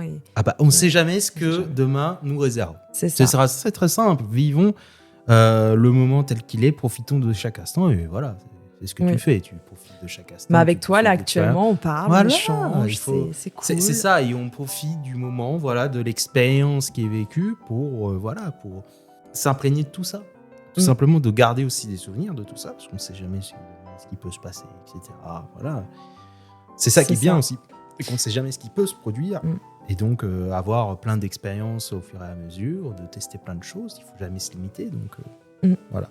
C'est vrai. C'est très bien, en tout cas. Donc, voilà. C'est très simple, en fait. Tu vis La La Land. Tu aurais pu dire ça dès le début, ça aurait été plus simple. Tu fais du montage, tu le mets au début, hop. Voilà, je mets juste ça au début. J'ai vie dans La La Land. Ma vie, c'est La La Land. C'est actuellement La La Land. Mais ça l'était pas il y a plusieurs mois, parce que au début, je voulais pas, comment dire, je voulais être dans la vie stable d'un CDI et tout. Je le veux toujours. Il y a une part de moi, parce que la vie est dure, quoi. Mais ce rêve est toujours là. C'est pas qu'un hobby pour moi d'être actrice, parce qu'on me l'a déjà sorti en mode... C'est plus que ça. Oui, c'est plus que ça. J'aimerais bien y vivre, tu vois, même si c'est dur. En vivre. Mais ouais, c'est dur. Mais tu t'y accroches, quoi. Il n'y a rien qui te dit, on est marre. Bah, en fait, déjà, j'en aurais jamais marre. Ça, c'est la mentalité. Tu sais, pour moi, tout le monde devrait voir cette personne-là. Je vois un psy, et c'est grâce à mais c'est son psy que je me dis, c'est vraiment ce que je veux faire, quoi. Voilà, sur ces belles paroles, voilà, vivons le moment présent. Ça n'empêche qu'on va continuer de poser des petites questions. C'est pas fini, on n'est pas encore fini. Si tu devais recommander La La Land à quelqu'un, que dirais-tu à cette personne pour le convaincre de le regarder ? Elles sont dures, encore une fois, tes questions. Déjà, je le recommanderais pas à n'importe qui. Ah, intéressant ça.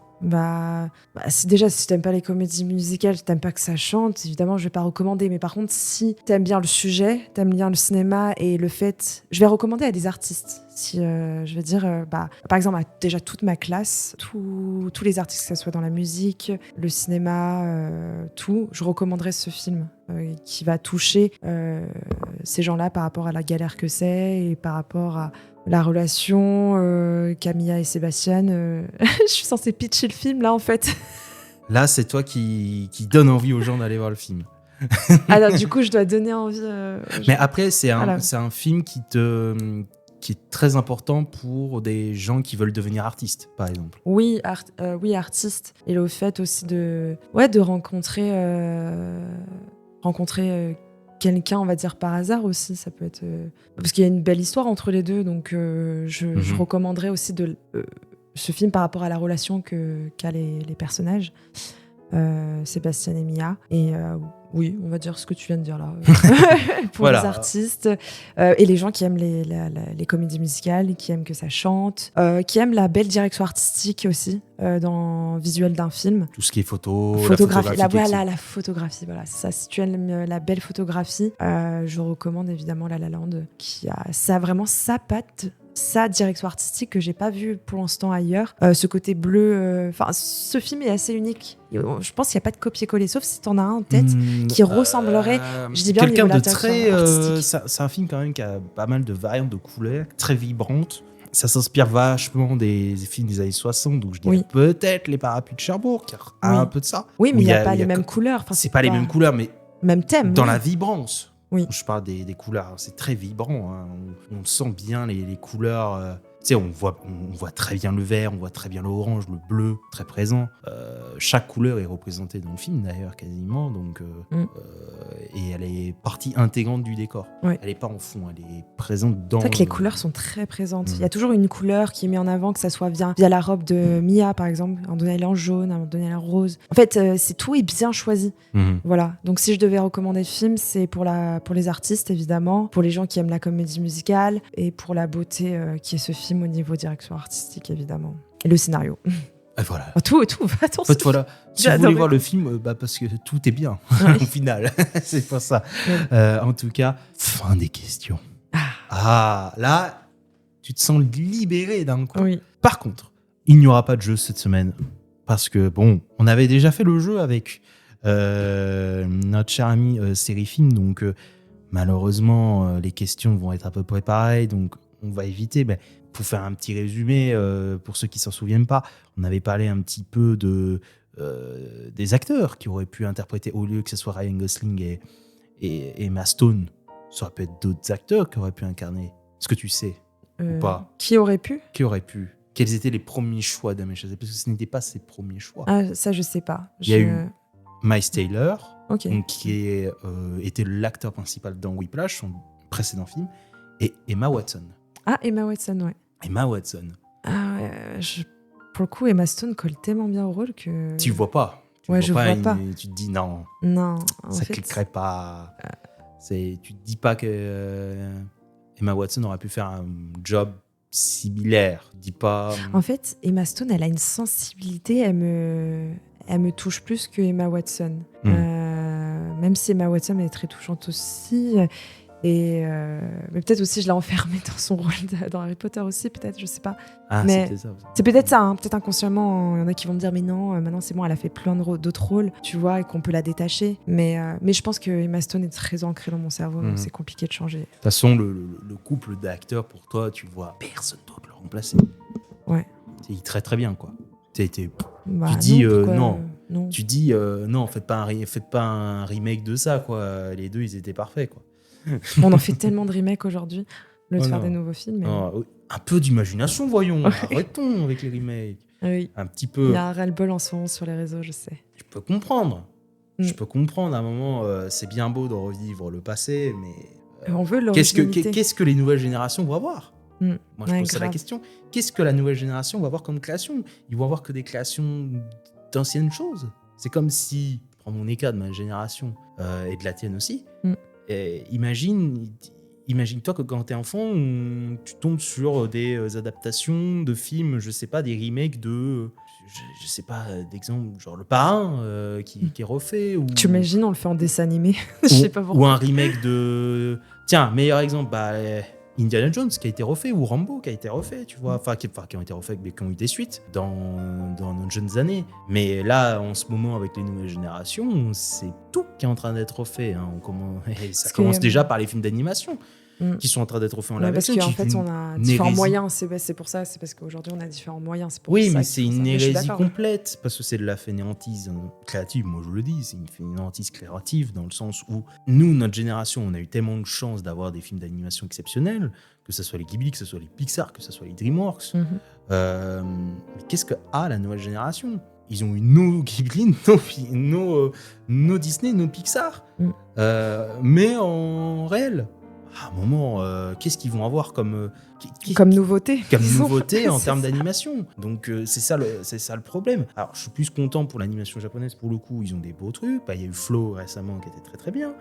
Il y a eu le robot sauvage. Et, ça c'est de l'originalité déjà. Voilà, c'est de l'originalité. Mais d'ailleurs j'attends le nouveau projet de Disney là, qui revienne justement en 2D pur et puis en 3D, donc, qui est là une création originale avec le chat à Venise. Hâte de voir ça. Parce que là, pour le coup, c'est une création originale. Disney, ça fait des années que j'y vais plus. Parce que, mais je pense qu'ils veulent mettre en avant... Déjà, c'est un aspect financier, parce qu'ils savent que ça va marcher. C'est uniquement marketing. C'est très mercantile, de façon dont c'est pensé. Et ils veulent mettre en avant les nouvelles performances au niveau 3D, au niveau tout. Parce que ça, c'est des choses beaux à voir au cinéma, mais comme tu as dit, est-ce qu'on a envie de revoir ça? Après, il y en a qui aiment bien, hein, mais... À un moment, je trouve que ça délaisse après, tu vois, l'animation, alors que c'est quand même quelque chose d'exceptionnel, de féerique, et que tu n'as pas besoin de tout le temps ramener au réel, quoi. Oui. Mais je te comprends. Moi, le seul truc qui m'impressionne, c'est ce qu'on peut faire avec la 3D. Les 3D designers qui font justement ce remake-là, c'est impressionnant quand même. Comment on peut transformer un animé, du coup. Je sais que tu vas peut-être être pas d'accord, mais c'est le fait qu'on fasse cette transformation artistique. Moi, c'est plus, encore une fois, là, on rentre dans la technique qui pour la performance technique, oui. Non, mais ce qu'on peut faire aujourd'hui, c'est incroyable. J'ai des amis qui sont dans le jeu vidéo, dans le jeu vidéo, mais qui travaillent dans la 3D justement, et qui sont fascinés par toute cette 3D-là. Et moi aussi, je suis fasciné par tout cet aspect technique. Quand ils me parlent c'est des termes très techniques comme le rig, par exemple, ou même tout l'aspect 3D, l'implémentation 3D, la modélisation 3D, c'est exceptionnel. exceptionnel ce qu'ils font avec les logiciels qu'ils ont et qui peuvent le tester. Donc, moi, c'est vraiment ça, cet c'est fort. aspect-là, ouais. Mais après, la partie technique est exceptionnelle. Mais on peut utiliser cette 3D-là Pour faire autre chose. pour faire autre chose. C'est ça Et que c'est je vrai. critique. C'est plus la partie créativité qui, malheureusement, n'est beaucoup moins présente depuis les années 2010, fin des années 2010. C'est comme si Disney avait peur de l'originalité. Alors qu'ils en font, hein, ils en font encore de leur... mais là, ils se concentrent effectivement sur les remakes, qui est mal vu. Il y a beaucoup de films qui ont mal été pris, dont Blanche-Neige d'ailleurs. Mais Moi, voilà. Mais Moi, je suis en dehors de tout ça. Je les ai vus, mais... Mais du coup, tu les as quand même vus. La fille qui relance. Oui, je les regarde parce que, quand même, pour la partie technique, par exemple, Dragon, je l'ai vu. J'ai envie de le voir, je ne l'ai pas vu. C'est un de mes dessins animés préférés. Dragon. Sa technique est fantastique, mais ce film n'a, je le dis tout de suite, aucune utilité. C'est le même film. Ok. Tu fais partie du coup des personnes qui le Mais font pour sans moi, intérêt. sur Letterboxd, si je l'avais noté, parce que je l'ai absolument pas noté, justement pour cette raison-là, parce que ce film n'a aucun intérêt, autant voir l'animation directement. C'est le même film, c'est un copier-coller quasiment, ils ont juste enlevé une ou deux scènes. Ce film, c'est 0,5. C'est 0,5 sur 5. Pour moi, là, il n'a aucune originalité créative et n'apporte rien. Alors qu'un Lilo et Stitch, pour le coup, il remanie un peu plus les choses. Un Blanche-Neige remanie plus les choses et il y a plus de choses à proposer. Oh, il a mal été vu, hein. Bon, par contre, la 3D et les nains, bon. Ah oui, ça Mais par contre, il est pas si... Il est moins horrible qu'on pourrait le croire. tu vas la créer. Alors qu'un dragon, je suis désolé, même s'il est magnifique en termes de 3D, il n'a apparemment, il a aucun intérêt créatif. Ok. C'est un 0,5. C'est bravo. Regardez juste le film d'animation, point.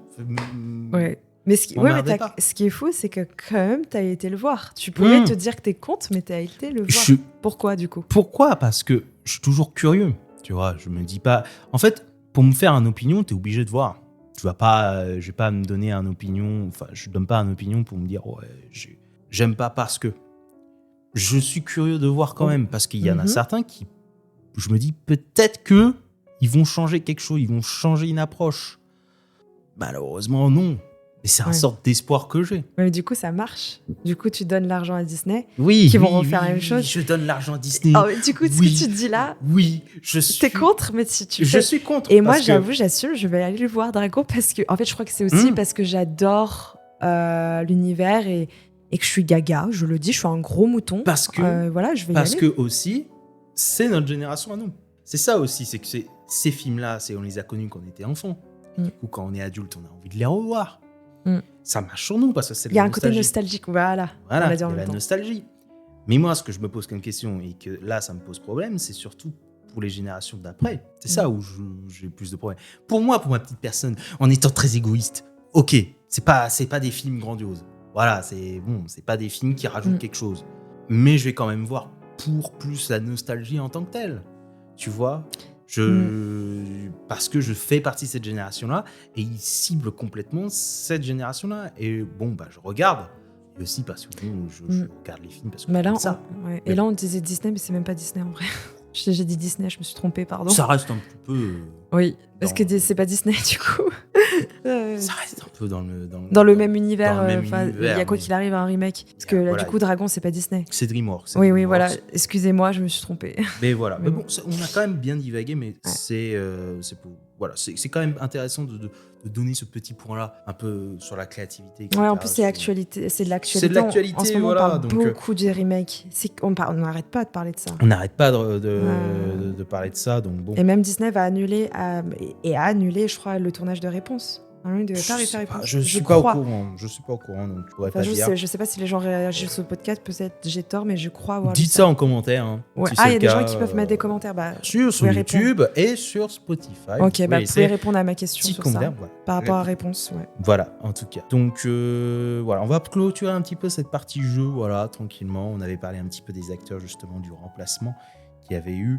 Et on a divagué par la suite par les remakes. Mais c'est un bon petit sujet qui permet justement de parler un peu plus d'actualité.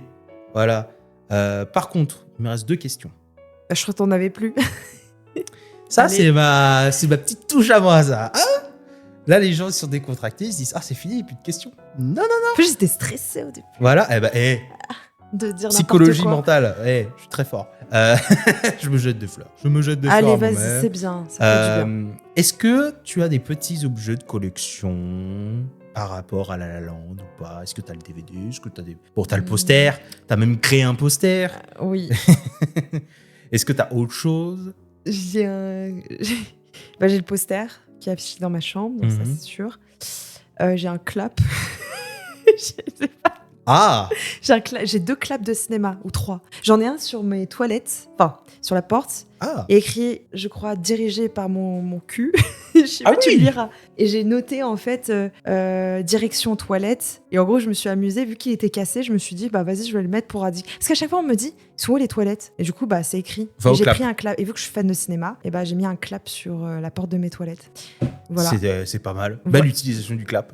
Voilà, je suis pas genre. En fait, parce que je sais qu'il y a beaucoup de cinéphiles sur Instagram. Moi, je peux pas me considérer cinéphile dans le sens j'ai pas une culture énorme.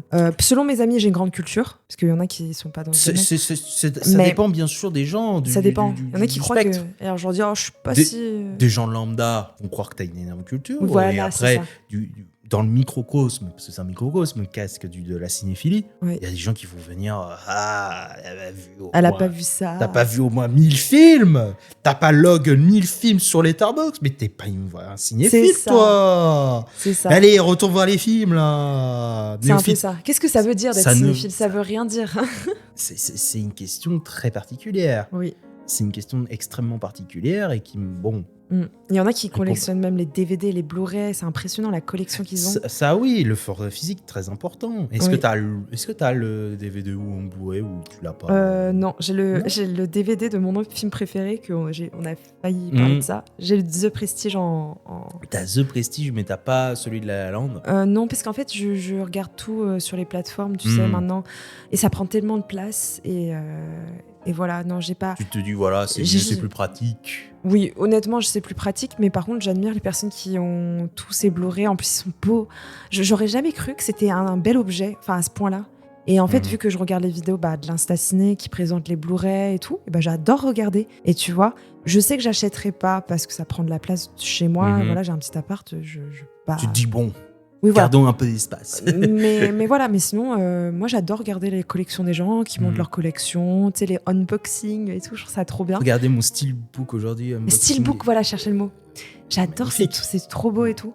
Ça coûte cher.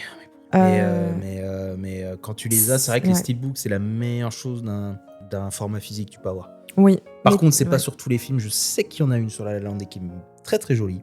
Mais Il y a un bon. truc que j'aimerais avoir, et que mon copain aussi aimerait avoir, ça serait un tourne-disque, et du coup avoir une collection de disques. T'en as un? Je souris parce que j'ai un tourne-disque, j'ai un vinyle et j'ai le vinyle de La La Land. Ah, je suis jaloux. Et ça, c'est quelque chose, peut-être un projet, mais parce qu'il. Enfin, un projet, Ouais. c'est pas un projet, mais il faut le dépenser, quoi. Ça coûte quand même cher. Mais je pense que c'est quelque chose, un objet que j'aimerais avoir au bout d'un moment. Et donc là, je te répondrais, bon, je l'ai pas là, je prendrais ça peut-être. C'est quelque chose parce que pour avoir eu le Ouais. vinyle de La La Land, je l'ai eu d'ailleurs par jeu concours grâce à Back to the Scene. C'est quelque chose d'assez extraordinaire. Ah, Je l'ai trop réussi bien. à l'avoir, donc déjà extrêmement chanceux. Pour l'avoir écouté la première fois en vinyle, c'est une expérience exceptionnelle. Il y a toutes les musiques dedans. Dans le film, il y a les musiques aussi du concert, qu'on avait parlé un petit peu électro, etc. Il y a aussi ça, en entier, sans les bruits de fond. Cool. Il y a toutes les variantes, c'est-à-dire les jeux de piano avec City of Stars, par exemple. Le piano quand il le fait au mariage, etc. Oui. Il y a tout. Il y a même les moments de silence et tout. Ouais. Bah, et c'est vraiment très, très, très, très, très. C'est un très bon disque vinyle. Ok. Et Que tu mets en fond comme ça ouais, tu chez te toi. projettes très, très bien. D'accord. C'est une face seulement, donc c'est très bien, parce qu'au moins c'est assez léger, c'est fin. Parce que des fois, t'as des vinyles qui sont à double face. Non, bah non, du coup, c'est double face, du coup, en quadruple face. C'est que t'as deux disques vinyles, un en face A et face B. Il faut retourner.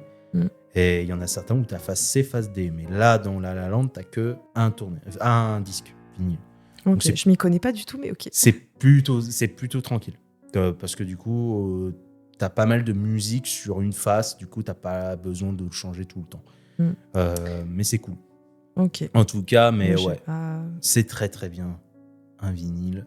Oui, ça serait quelque chose que j'aimerais, mais voilà. Mais sinon, niveau collection, j'ai toutes mes affiches qui sont encore imprimées. J'ai plein d'affiches, quoi. C'est vrai que par contre, toi, tu as les affiches, Oui, même la mes fameuse affiche où tu t'es fait claim par Universal, ouais. quand même. Ouais, ils me l'ont enlevé, là, je ne sais plus sur Etsy, mais j'aimerais bien la remettre.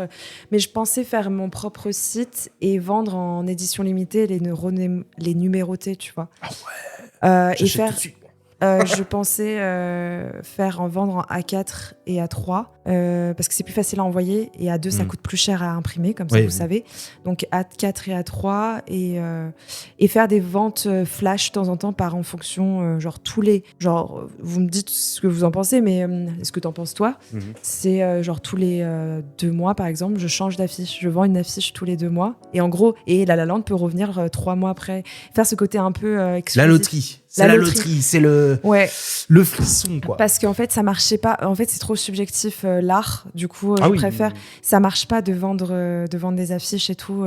Moi, ça m'a pas. Parce que le but, c'est aussi que je me rémunère en tant qu'artiste. Oui, il y a toujours l'aspect financier. Mais j'aimerais aussi pouvoir me rémunérer, quoi, un petit peu quand même sur ce que j'ai fait, le travail, les heures passées sur l'affiche, les affiches. Il y a du boulot, quoi. Ouais, il y a du boulot. Donc, je me dis, je pensais en mettre quelques-unes et après quand il y en a plus, il y en a plus, et pas faire de stock parce que sinon c'est ça. Parce que du coup ça t'empile. C'est au cas où s'il n'y a pas de vendus. Oui, j'ai des invendus chez moi encore. J'hésite à faire des invendus avec mon ancienne page Instagram parce qu'avant Elena Settimer ça s'appelait Ta Movie Poster et je les ai invendus et je pensais faire un jeu concours, mais pareil, jeu concours, il faut que je paye la livraison. Donc c'est des frais en ce moment pour moi, mais j'y réfléchi le jour où ça arrivera. C'est compliqué, quoi. Le fait de faire des affiches, de vendre des affiches, plus compliqué qu'on le pense, quoi. Oui. Du coup, vaut mieux faire du nom. Faut pas faire de stock, quoi. Mais du coup, ça coûte plus cher à l'impression parce que quand tu imprimes fais à limiter, ça coûte cher. Sur le délai directement. Donc du coup, si tu dois l'envoyer directement, du coup, c'est à la chaîne directement. Et du coup, ça coûte et là, plus ça a cher. plus de valeur si je signe et je donne en plus pour les jeux concours, je fais un petit mot, tu vois. Et si je l'envoie à un créateur de contenu, ça va être avec un mot et tout. C'est parce qu'on a fait une collab récemment, donc ça dépend. Mais là, de toute façon, j'ai séparé mes 2 comptes. Donc là, on peut plus voir mes La La Land sur les Elena Settimer ou Poster et by Elena, mais je vais la reposter. Elle va revenir. Elle va revenir. Elle va revenir. Parce qu'à chaque fois je change, j'archive. Parce que moi, je ne vois pas cette poster. Je l'avoue, comme tu l'as expliqué, je la contextualise, mais je ne l'ai jamais vue. Ah mais tu vas la voir, tu vas comprendre je vais l'histoire comprendre derrière. un peu l'histoire. Pourquoi ils t'ont claim, quoi. C'est comprendre ça, quoi. En tout cas. Et enfin, dernière petite question, et ensuite, là, c'est pour de vrai, hein, la dernière question. Si tu pouvais rencontrer un membre de l'équipe du film, qui choisirais-tu et pourquoi ? Pour mon intérêt, je dirais le directrice de casting. Oui, bonjour, j'adore votre travail. Je vais faire une blague qui va t'énerver. Non, mais si vous faites un remake de La La Land qui sera beaucoup plus nul parce que le La La Land est parfait, rappelez-moi. Voilà. Ça, on dirait que je fais une pub 006. Appelez-moi aussi. Voilà, si mon contact. Non, Prenez ma carte. C'était juste pour te faire rager sur les remakes. Non, ça va. C'était pour te faire rager. Non, plus sérieusement, je dirais... pour mon intérêt, évidemment, le réalisateur, pour parler avec lui, comment il a choisi les acteurs. Pour mon intérêt, hein, je parle. Pour mon intérêt, ce serait le réalisateur et évidemment les directeurs de casting, mais le réalisateur, pourquoi il a fait ce film, lui poser plein de questions, pourquoi il a choisi Emma Stone. Et attends, et là j'ai un doute, c'est pas lui, c'est lui qui l'a écrit. Le scénario, ça vient de... Je crois que c'est de Damien Chazelle. Oui, aussi, oui. Je veux bien que tu... Je vais vérifier ça. On a toujours notre ami Letterboxd, bien sûr, pour nous aiguiller en cas de petits soucis. Mais de souvenir, je crois que c'est Damien Chazelle qui avait écrit La La Land. Si on regarde. Et oui, c'est bien lui. Oui. C'est bien lui. Ah non, mais lui poser la question comment ça se fait qu'il a écrit ce scénario, pourquoi, quel a été son flux de pensée. Oui, c'est-à-dire est-ce qu'il s'est inspiré de sa vie ou est-ce qu'il s'est inspiré de quelqu'un, tu vois. Mais je pense qu'on en parle tellement sur les réseaux, il faudrait que je regarde des documentaires. Il y a tellement de documentaires sur ce film. Voilà. Et je vais écouter ton podcast aussi. que j'ai pas écouté et là je vais l'écouter cette fois-ci parce que du coup je vais apprendre des choses et j'aime bien apprendre des choses et évidemment ça me bouleverserait de rencontrer juste Emma Stone pour lui dire salut quoi. Salut, t'es trop forte. Merci. Merci pour ta performance et Ryan Gosling évidemment parce que tout le monde dit ah il est beau gosse. Non en vrai. Mais il a un truc, quelque chose. Il quoi. a un truc, non, il a un truc et tout. Mais non, mais évidemment les deux acteurs. Pour leur dire merci. Pour si leur je dire suis là, merci. c'est grâce à vous un petit peu. Il y a un peu de ça, un petit peu d'air. Oui, c'est ça. Mais je dirais le réalisateur en premier parce que c'est lui qui a fait le tout et après rencontrer tout le monde. Après j'aime pas choisir, c'est mon problème. C'est rencontrer l'équipe qui a pu faire qui a ce fait film, tout ça là. qui a fait tout ça, ce film incroyable. Eh bien parfait. C'était la dernière question.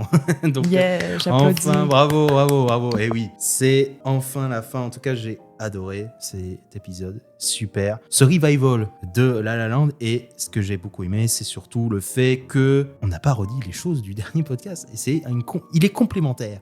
Donc, Complémentaire, ok. Je dirais. Je suis contente.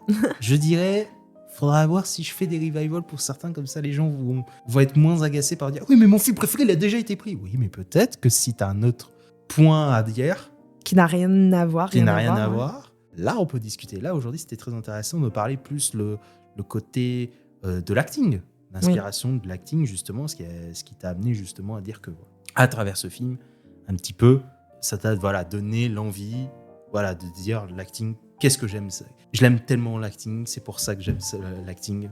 Et c'est ça qui te donne un peu le but, quoi, en gros, de se dire j'adore l'acting, j'ai envie de continuer, c'est trop bien. C'est dur, mais c'est bien. C'est très dur, mais c'est bien.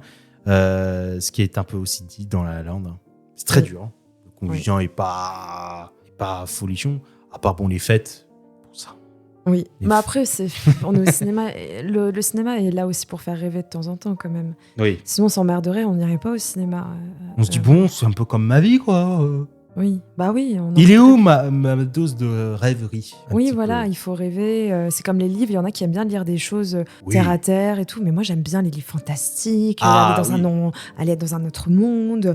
Les mondes fantastiques, les mondes fantasy, là. Ça, c'est trop bien, la SF, la fantasy, ça c'est le meilleur truc au monde. Mais moi j'adore. C'est le meilleur truc, ça. Mais tu m'as dit de choisir un film qui me... Là, lui j'ai dit La La Land parce qu'il me touche particulièrement, quoi. Oui, il t'a impacté sur ta vie quasiment. Oui, voilà. Et je t'as la vie de La La Land, c'est vrai.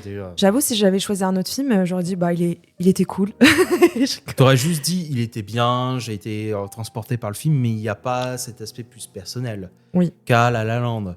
Donc oui, ça en fait ton film préféré, de facto. Et oui. Super, merci à toi. Et oui, c'était excellent, j'ai beaucoup aimé. En tout cas, vous pouvez bien sûr la retrouver sur Instagram. Je suis même sur TikTok. Et sur TikTok, en tout cas, Elena Septiemar pour le côté acting et pour le côté design. C'est quoi déjà? Je n'ai plus Poster by Elena. Poster by Elena. Tous deux sur Instagram et TikTok. Les deux. Alors, je suis pas sur TikTok pour Poster by Elena, mais pourquoi pas en créer un compte. Voilà. Vous l'aurez entendu ici en premier. Donc attention si ça c'est la première fois que je dis ça, ouais. Attention en tout cas. Mais voilà, vous pouvez quand même la retrouver sur Instagram et sur TikTok. Et si vous préférez l'acting, vous avez la page dédiée à l'acting. Et si vous préférez le design, oui, voilà. Il y en a pour tout le monde. Il y en a pour tous les goûts, il y en a pour tout le monde en tout cas. Et c'est super. Moi, de mon côté, bien sûr, vous pouvez me retrouver aussi sur Instagram et TikTok. Même si, en ce moment, les Reels sont pas trop là, puisque le travail, le boulot, moi, mon planning, il est très serré. Donc, priorité, bien sûr, au podcast, au tournage. Très, très plaisir, bien sûr, à travers le projecteur. Disponible sur toutes les plateformes d'écoute, bien sûr, Spotify, Deezer, Apple Podcasts, SoundCloud et même YouTube, comme d'habitude. Mais aussi les cartons du cinéma, petit coucou à Love bien sûr, je sais qu'il écoutera cet épisode. Les cartons du cinéma aussi disponibles sur Spotify, Deezer, Apple Podcast uniquement, pas sur YouTube. Mais voilà, beaucoup plus fun, beaucoup plus chill, voilà. On est plus détente, relax, on parle un peu de tout et de n'importe quoi.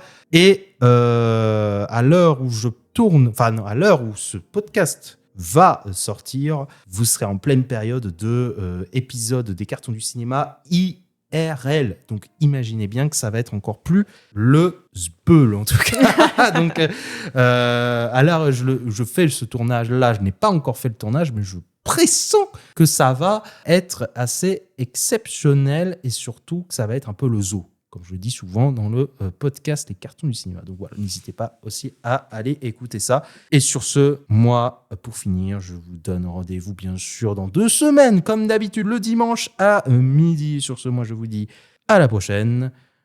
Bye tout le monde.